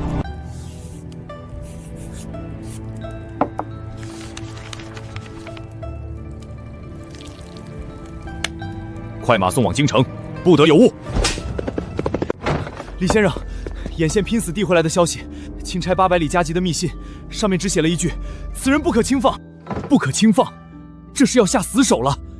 李旭，你有通天的本事，也挡不住京城来的锦衣卫啊！要不，咱们先把工坊停了，散点钱避避风头。停下就是懂死。他们怕的不是我，是这套让百姓吃饱饭的法子。既然一府之地藏不住，那我们就不藏了。把所有鸡蛋从何怀这一个篮子里分出去。我们要在最短时间内把这套模式跨府复制，把火种彻底撒出去。方主簿，冠冕的掩护你来做，你要把最核心的夜校骨干和工匠以修缮水利、采购农具的名义分批送走，绝不能惊动驿站和衙门。我这顶乌纱帽本来就是赌来的，大不了陪你一起摘了。钱叔，商路你来调度，把人、图纸和物资化整为零，藏进查验布牌的货队里，送到各个据点。老骨头了，这次就陪你赌把大的，输了下辈子还跟你做买卖。狗子，你带着暗线，把这些据点连成网。记住，任何一个据点被掐断，其他点必须立刻顶上。李先生放心，狗子就算拼了这条命，也保证这张网不破。李大哥，既然你们要把火种撒出去，女学和书院的事交给我。这不是去享福，会很苦，甚至会有杀身之祸，你想清楚了？我不想只在书院里看你们做事，我要亲自把这火点起来。好，那我们就一起给这旧天下烧出一条新路。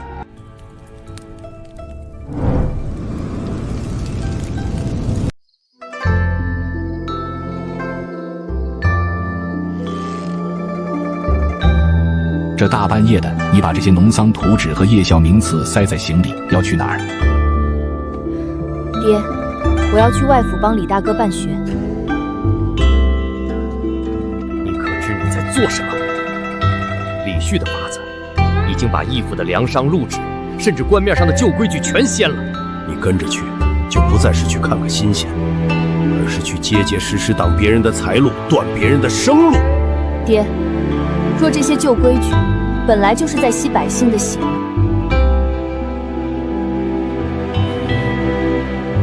以前我读女诫，以为女子的命数就是相夫教子，可李大哥让我明白，天下的学问不该只在四书五经里，百姓能吃饱穿暖才是最硬的道理。爹，我想亲眼看着这条路铺下去。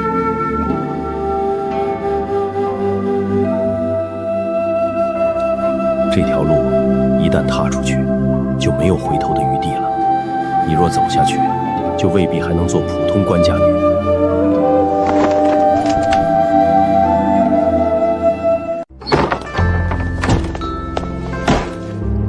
爹，我看了你写给他的话，你非要逼死他才甘心吗？这不是你该管的事，拿开！我偏要管！我在书院亲眼看着他教百姓认字、改良农具、建工坊，他做的一切都是想让那些快饿死的人有条活路。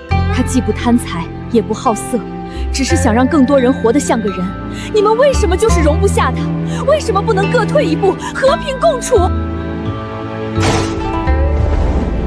共存？你太天真了！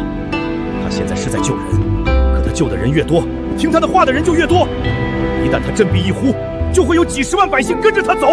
你以为这是什么教书先生的启蒙读物？这是在织一张网，等这张网织成，他一声令下，就能吸干地方的钱粮，甚至拉起数万民夫。到那时，他手里的刀比本道手里的钢刀更锋利。他不是你想的那种人，他只是想让天下变好。变好？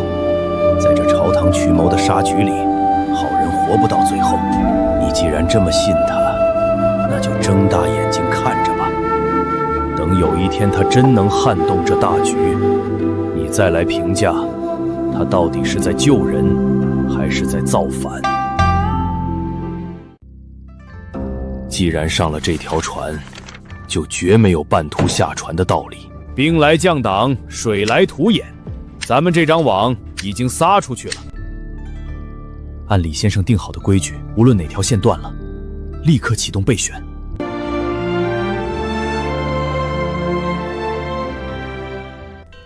李旭，你这把火，我怕是已经护不住了。长到这个地步，已经不是想不想收的问题了。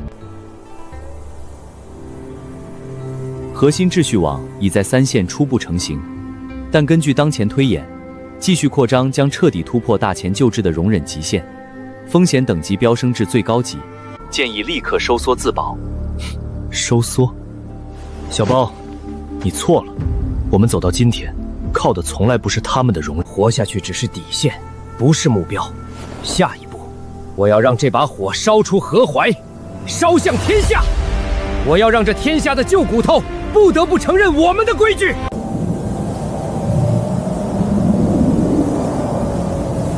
李旭，我能替你压下的都压了，往后的惊涛骇浪，你得自己扛住。只要我方文山还有一口气在，宁安的新政，谁也别想断。李先生的伤亡已经连成片了。按李先生定好的规矩，死守住联络网。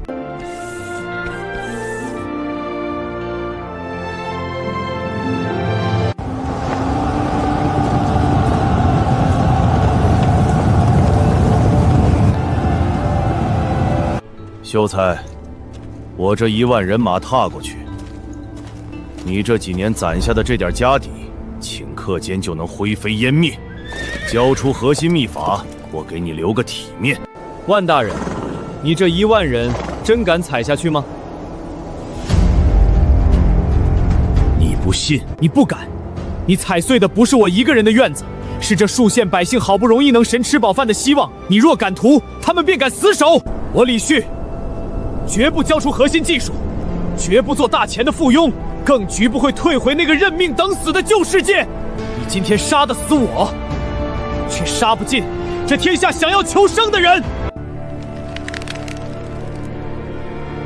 算你狠，但你记住，你既然把火点起来了，就千万别让它灭了。